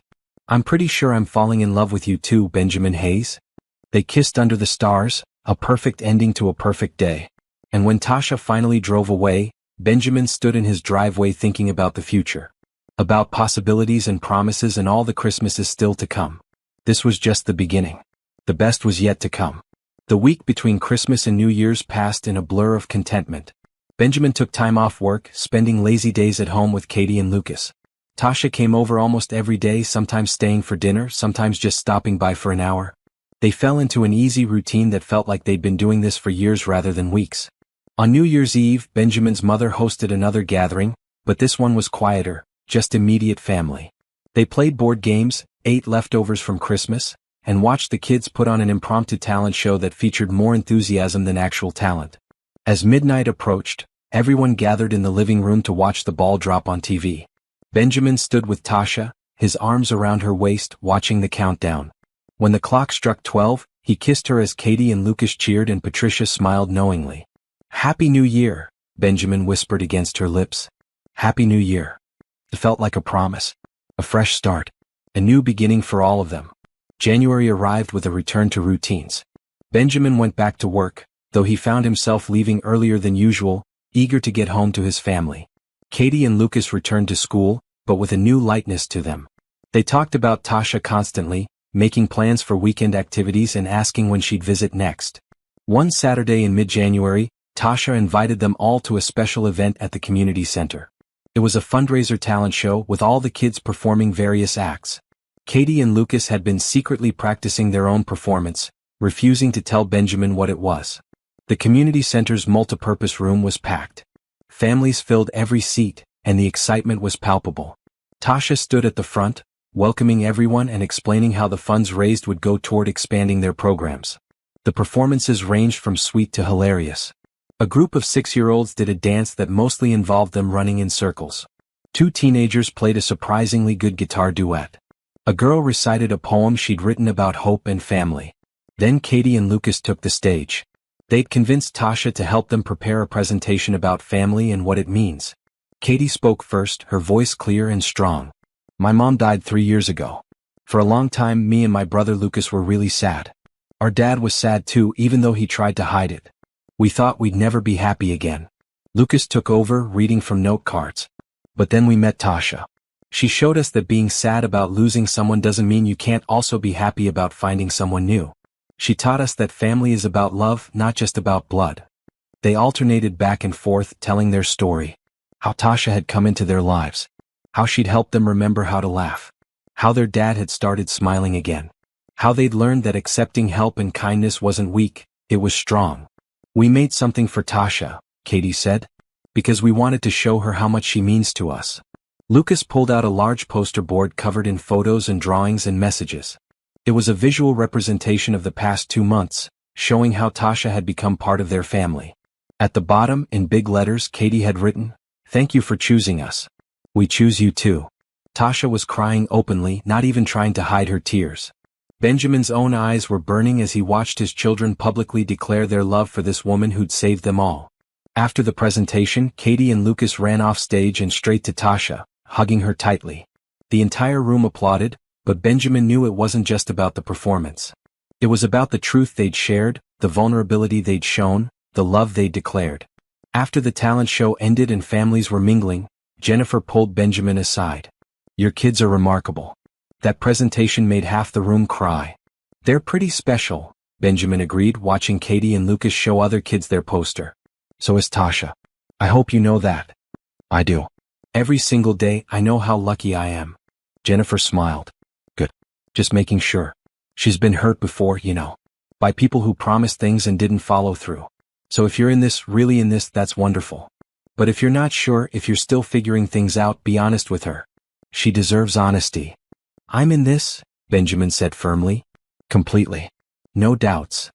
"Then you should probably tell her that." That night, after they'd gotten home and the kids were in bed, Benjamin called Tasha. "That was an intense afternoon," she said when she answered. "Your kids made me cry in front of like 100 people." "Our kids," Benjamin corrected gently.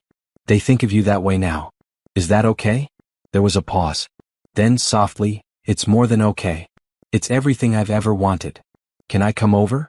I know it's late, but there's something I need to say and I don't want to wait." "Of course. I'll be waiting." Benjamin drove to Tasha's apartment, a modest place in a middle-class neighborhood.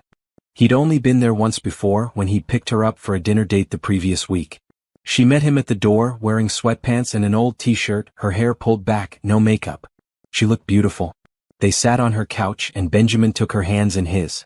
"I love you," he said without preamble. "I'm in love with you. Not just grateful, not just fond of you. In love. The real, deep, permanent kind of love. The kind that makes me want to build a life with you." Tasha's breath caught. "Benjamin. Let me finish. I know this is fast. I know we've only known each other for 2 months. But I also know that sometimes you just know. Caroline taught me that. I knew I loved her after 3 weeks. I fought it at first because it seemed too soon, too intense. But she told me that love doesn't operate on a schedule. When it's right, it's right." "And this is right?" Tasha asked softly. "This is so right it scares me. But in a good way. In an exciting way. You make me want to take risks again. You make me believe in tomorrow." Benjamin squeezed her hands. "I love you, Tasha Reynolds. I love how you care for my children. I love how you've dedicated your life to helping others. I love your strength and your vulnerability and the way you laugh at my terrible jokes. I love all of you." Tasha was crying, tears streaming down her face. "I love you too. God, I love you so much. I've been terrified to say it because I didn't want to scare you away or move too fast. But I love you, Benjamin Hayes. I love your kindness and your heart and the way you show up for your kids. I love how you've accepted me into your life, how you've let me be part of your family. Benjamin pulled her close, holding her tight. So where do we go from here? Forward, Tasha said. Together. We go forward together. They sat like that for a long time, just holding each other, letting the weight of their confession settle. This was real. This was happening. They were building something beautiful out of loss and second chances. My lease is up in March, Tasha said eventually. I was planning to renew, but... Benjamin pulled back to look at her face. But if we're doing this, really doing this, maybe we should talk about next steps. About what we want this to look like long term. Benjamin's heart raced. Are you saying what I think you're saying? I'm saying that I'm tired of going home to an empty apartment every night. I'm saying that Katie and Lucas ask me almost daily when I'm going to move in with you. I'm saying that if you're ready, if you think the kids are ready, I'd like to be there. Permanently. As your partner. As their... She hesitated. As their second mom? Benjamin suggested gently. Is that presumptuous? It's perfect. They already think of you that way. So do I. Benjamin kissed her softly. Move in with us. Be with us. Let's be a real family officially. Tasha laughed through her tears. That's not a very romantic proposal. This isn't a proposal. This is a practical discussion about living arrangements. Benjamin grinned. The proposal will come later when I've had time to plan something properly. With a ring and everything. So you're planning to propose? Eventually. When the time is right. Is that okay? It's more than okay. It's perfect. Tasha kissed him, and this kiss was different. Deeper. Full of promise and possibility and a future they were building together. They talked for hours that night, making plans and dreaming dreams. Tasha would give notice on her apartment. They'd move her things gradually over the next 2 months, giving Katie and Lucas time to adjust. They'd tell Benjamin's family at Sunday dinner the next day. My mother is going to be insufferable, Benjamin warned. She'll immediately start planning a wedding. Let her, Tasha said, smiling. I've never had a mother figure plan anything for me. It sounds kind of nice. As Benjamin drove home in the early hours of the morning, he felt lighter than air. He just told the woman he loved that he loved her. She loved him back. They were going to build a life together. His children were going to have a mother figure again, someone who chose to love them, who showed up for them every single day. When he got home, he found Katie sitting on the stairs in her pajamas. Dad? Where were you? Benjamin sat down beside her. I was at Tasha's apartment. We were talking about the future. What kind of future? The kind where she moves in with us. Where she's here all the time, not just visiting. Would you like that? Katie's entire face lit up. Really? She's going to live here? If you and Lucas are okay with it, yes. We're totally okay with it. More than okay. This is the best news ever. Katie hugged him tightly. I'm so happy, Dad. For all of us. Me too, sweetheart. Me too. The next morning, Benjamin gathered his children in the kitchen over breakfast and told them officially. Lucas cheered and did a victory dance. Katie just smiled, that serene, knowing smile that said she'd seen this coming all along. When is she moving in? Lucas wanted to know. March. We're going to spend the next couple of months getting ready. We might need to rearrange some rooms, make space for her things. She can have the guest room, Katie suggested. Turn it into her office or something. She needs a space that's just hers. Benjamin was constantly amazed by his daughter's thoughtfulness. That's a great idea. We'll talk to her about it. That afternoon, they drove to Sunday dinner at Patricia's house. Before going inside, Benjamin pulled Tasha aside. Ready for this? Once we tell them there's no going back. My family will adopt you completely. I've never had a family adopt me before. I think I'm ready for it. Tasha squeezed his hand. Let's do this. They walked in together, and Patricia immediately knew something was different. You two have news. I can see it on your faces. Rachel bounced over, ever nosy. What's going on? Tell us everything. Benjamin wrapped his arm around Tasha's waist. Tasha is moving in with us in March. We're going to be a family officially. The room erupted. Patricia cried and hugged them both. Rachel did an I told you so dance and claimed credit for everything. Rachel's husband rolled his eyes but smiled, clearly happy for them. The kids were excited to have Tasha around more. This calls for champagne, Patricia declared. We're celebrating. As they raised glasses to toast new beginnings and second chances, Benjamin looked around at his family. At his mother, who'd held them together through the worst times. At his sister, whose misguided matchmaking had somehow resulted in true love. At his children, who were laughing and happy for the first time in years. And at Tasha, who'd walked into their lives by accident and become the missing piece they'd needed. This was what happiness looked like. This was what love looked like. And he got to have it, to live it, to build on it for the rest of his life. Later that evening, after they'd returned home and the kids were in bed, Benjamin and Tasha sat on the couch in the den, planning their future. "I was thinking," Tasha said, "maybe we should get the kids involved in decorating that guest room for me. Let them help pick out colors or furniture. Make them feel like they're part of making this happen." "That's perfect. Katie will love that. And Lucas will probably pick the most ridiculous color imaginable." Benjamin laughed. "Probably. But we'll make it work." They talked about logistics. Combining finances, figuring out parenting styles, making sure the transition was smooth for everyone. They talked about the community center and how Tasha's new living situation would affect her work. They talked about everything except the one thing Benjamin was already planning. The proposal. He'd already called his jeweler. He'd already picked out a ring. He was just waiting for the right moment. Valentine's Day was too cliché. Her birthday was too obvious. He wanted something perfect, something that would surprise her but feel completely right. He had time. They had all the time in the world now. As Tasha dozed against his shoulder, Benjamin pulled out his phone and looked at the photo Katie and Lucas had made. "Our family," it said, with all four of them drawn in careful detail. They were right. They were a family. Not born that way but chosen. And that made it even more special.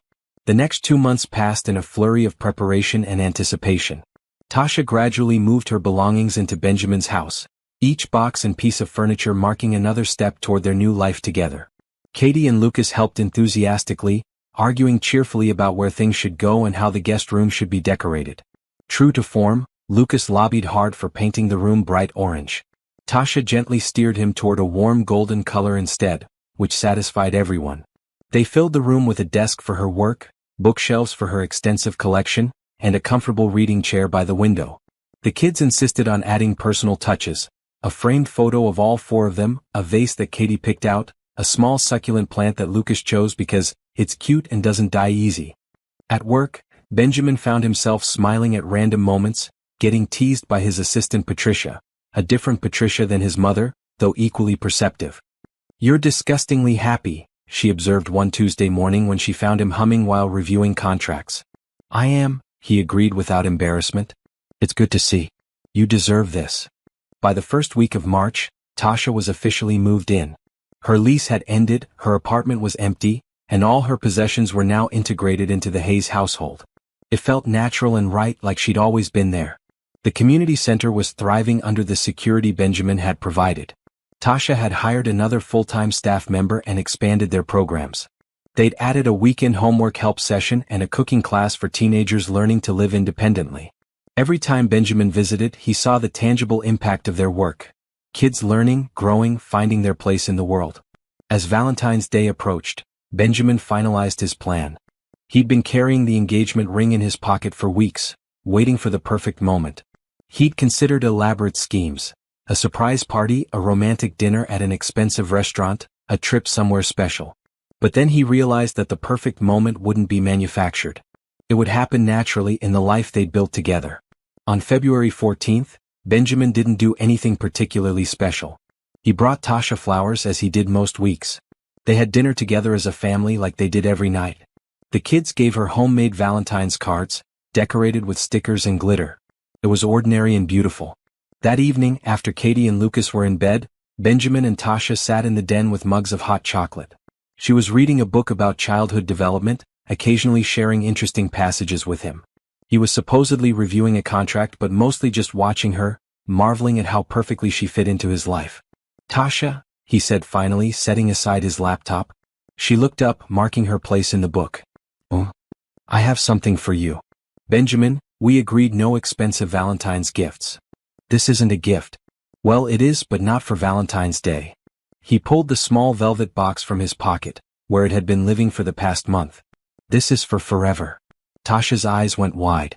"Is that what I think it is?" "Probably." Benjamin got down on one knee, feeling both nervous and completely certain. "Tasha Reynolds, I didn't plan this as some grand gesture because our whole relationship has been about ordinary moments becoming extraordinary. It's been about cookies and Christmas trees, about kids and laughter, about finding light after darkness. You've given me my life back. You've given my children joy again. You've shown all of us what love looks like when it's patient and kind and truly selfless. Tears were already streaming down Tasha's face. Benjamin, let me finish. I know we've only known each other for a few months. I know this is fast, but I also know that you're it for me. You're the person I want to wake up next to every morning. You're the person I want to raise my children with. You're the person I want to build a life with, not because you're replacing what I lost, but because you're creating something entirely new and beautiful.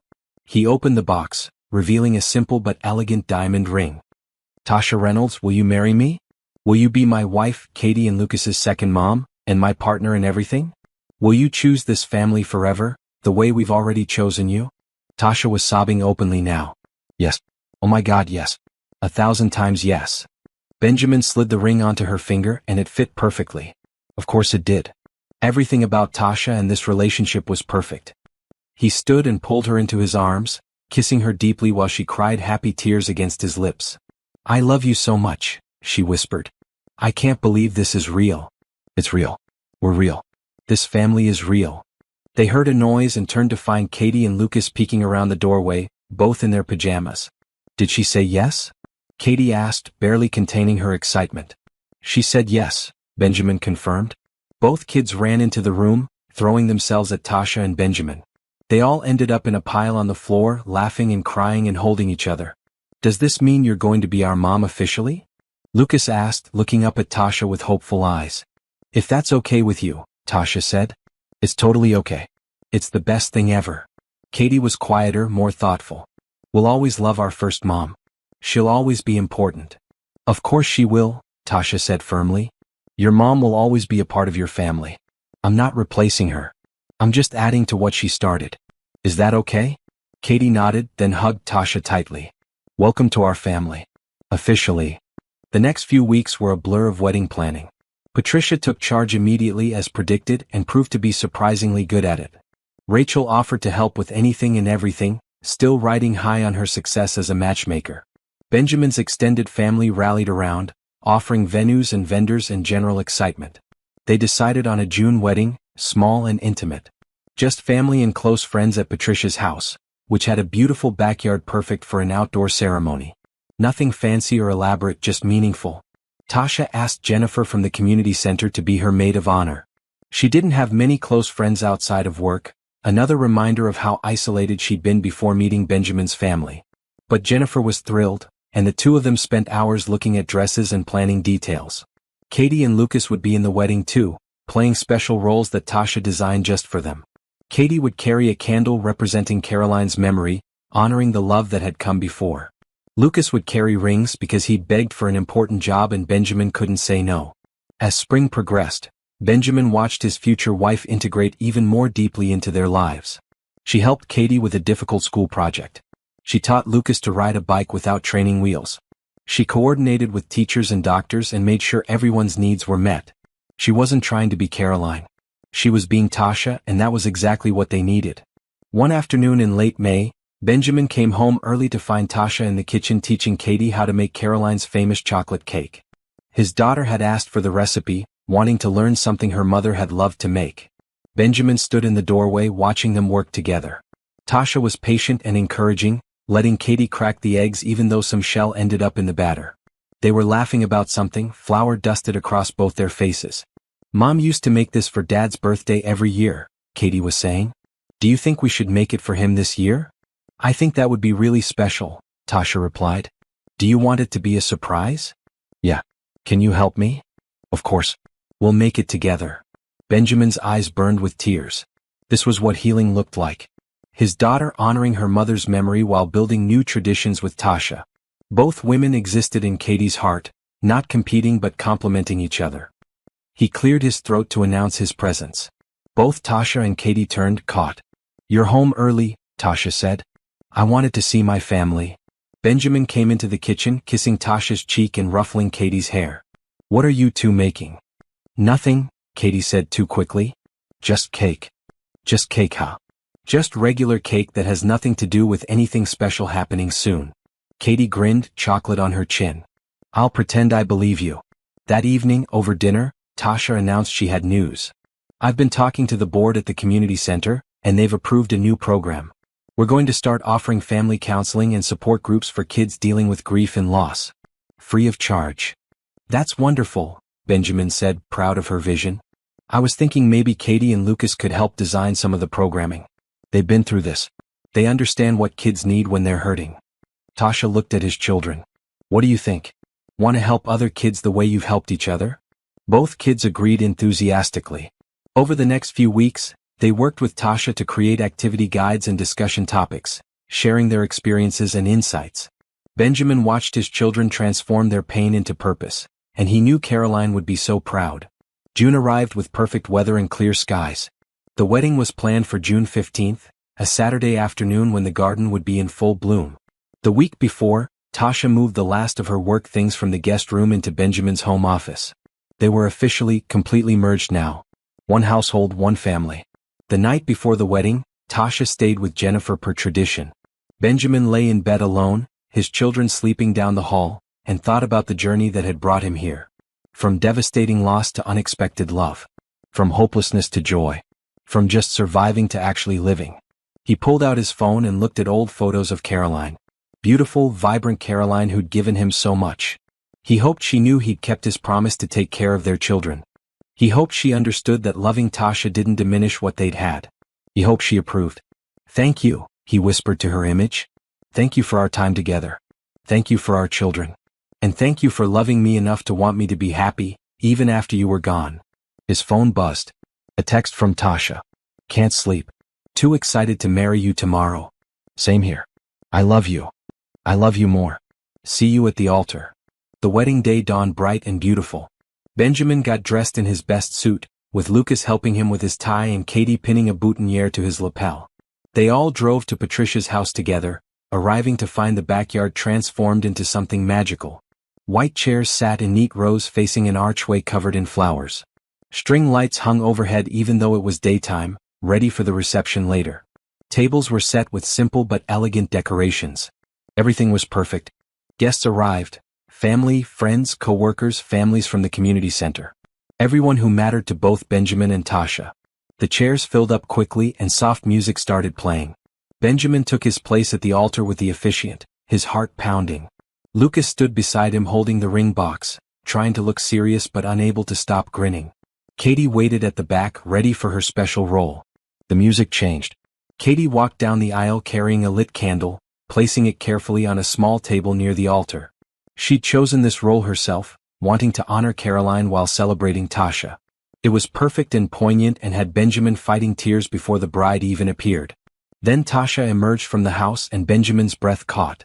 She wore a simple white dress that somehow made her look both elegant and approachable. Her hair was styled in soft curls, and she carried a bouquet of wildflowers. But more than her appearance, it was her expression that got him. She looked at Benjamin like he was her entire world, like everything she'd ever wanted was standing at the end of this aisle. Jennifer walked beside her, since Tasha had no father to give her away. But halfway down the aisle, Tasha stopped. She looked at Katie and Lucas, then held out her hands. "Will you walk me the rest of the way?" she asked his children. They didn't hesitate. Katie took one hand, Lucas the other, and together they escorted Tasha to the altar. It was unconventional and beautiful and exactly right. The ceremony was simple but meaningful. They exchanged vows they'd written themselves. Benjamin promised to honor both the woman Tasha was and the mother she was becoming. To support her work, to build a life of kindness and love, to never take her for granted. Tasha promised to care for his children as her own, to honor Caroline's memory while creating new traditions, to show up every day with patience and love. She promised to be a partner in everything, to face challenges together, to choose their family every single day.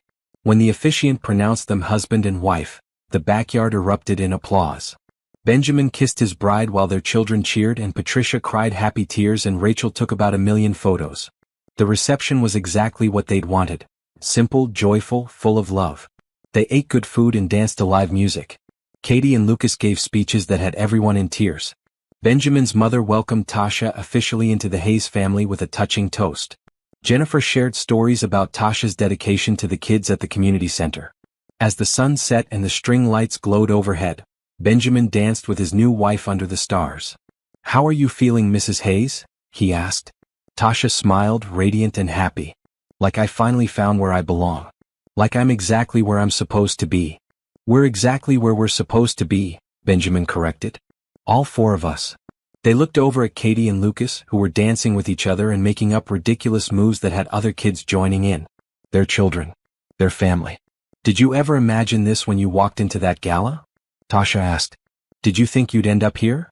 "Not in a million years. I was so angry that night. So determined to leave as soon as possible." "What changed?" "You did. You changed everything." Benjamin kissed her softly. "I was so focused on what I'd lost that I almost missed what I was being offered. But you were patient. You showed up. You chose us every single day until I was ready to choose you back. It was worth the wait. It really was." Later that night, after the reception had ended and they'd thanked every guest, Benjamin and Tasha drove home with Katie and Lucas. The kids chattered excitedly about the wedding, about the cake, about the dancing. Normal kid stuff after an extraordinary day. Once they were all home, Benjamin and Tasha tucked the children into bed together. It was the first time they'd done it as an officially married couple, as an officially blended family. "Did you have fun today?" Tasha asked Katie, smoothing her blankets. "It was the best day ever. You looked so pretty." "Thank you, sweetheart." Lucas was already half asleep, but he mumbled, "You're our mom now, right?" "For real?" "For real," Tasha confirmed. "If you want me to be. We definitely want you to be." After the kids were asleep, Benjamin and Tasha stood in the hallway outside their rooms. "We did it," Benjamin said. "We really did it. We really did." Tasha leaned against him, tired but happy. "Think Caroline would approve?" "I know she would. She'd love you, Tasha. She'd love what you've done for our family." They went to their bedroom now, and got ready for bed. As they lay together in the darkness, Benjamin thought about the journey that had brought them here. From blind date to family. From grief to joy. From barely surviving to fully living. "Thank you," he whispered to Tasha. "For what?" "For accepting help when you needed it. For not refusing anything that was offered. For letting me be part of your life and your work. For loving my children. For loving me." "Thank you for offering," Tasha whispered back. "For seeing me. For choosing me. For giving me the family I'd been looking for my entire life." They fell asleep holding each other, at peace and hopeful and ready for whatever came next. 6 months later. The community center buzzed with activity on a Saturday afternoon in December, almost exactly 1 year after Benjamin and Tasha first met. The building was decorated for Christmas, with lights strung everywhere and a massive tree in the corner donated by the same nursery as last year. Benjamin stood in the doorway watching his wife coordinate a holiday party for the kids. Tasha moved through the chaos effortlessly, helping with crafts here, breaking up an argument there, making sure everyone had enough food. She wore jeans and a bright blue sweater, her hair pulled back, no makeup. She looked exactly like someone who belonged here, doing this work that mattered so much. Katie and Lucas were in the middle of it all, helping younger kids make ornaments and teaching them games. His children had transformed over the past year from sad and withdrawn to confident and joyful. They still missed Caroline, they always would, but they'd learned that missing someone and being happy could exist simultaneously. "Your family is beautiful," Jennifer said, appearing beside Benjamin with a cup of coffee. "They really are. Tasha told me she's pregnant." Benjamin's smile grew even wider. They'd found out 2 weeks ago, after months of trying. Tasha was only 8 weeks along, barely showing, but already so excited she could barely contain it. They were waiting to tell most people, but apparently Tasha had confided in Jennifer. "Don't tell her I told you, she told me," Jennifer added quickly. She wanted to make sure everything was okay before announcing publicly. "Your secret's safe with me. Baby." They were having a baby. Another child to love, to raise, to welcome into this family they'd built. Katie and Lucas were thrilled, already arguing about names and making plans to be the best big siblings ever.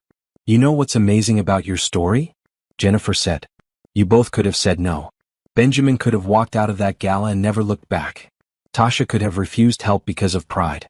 Either of you could have decided this was too complicated, too fast, too risky. But you didn't. You both chose hope. You both chose love. And look what you created."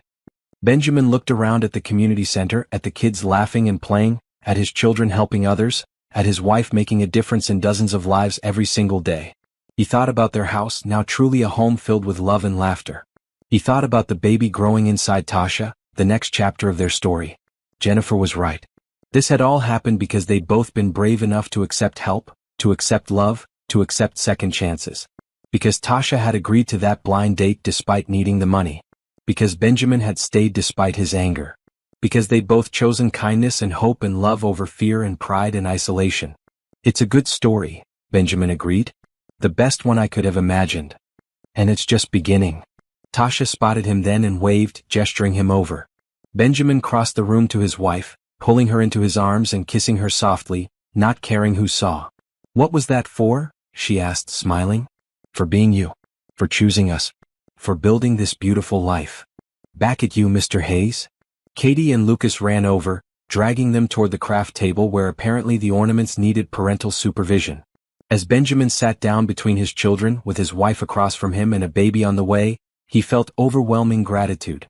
1 year ago, he'd been angry at his sister for tricking him into a blind date. Now he was married to the woman from that date, raising children who were happy and hopeful, preparing for a new baby, supporting work that mattered. All because he'd stayed for dinner. All because Tasha had been desperate enough to accept help. Sometimes the best things in life came from the moments that humbled you. Sometimes accepting help was the bravest thing you could do. Sometimes second chances really did exist. And sometimes, if you were very lucky, love found you exactly when you needed it most.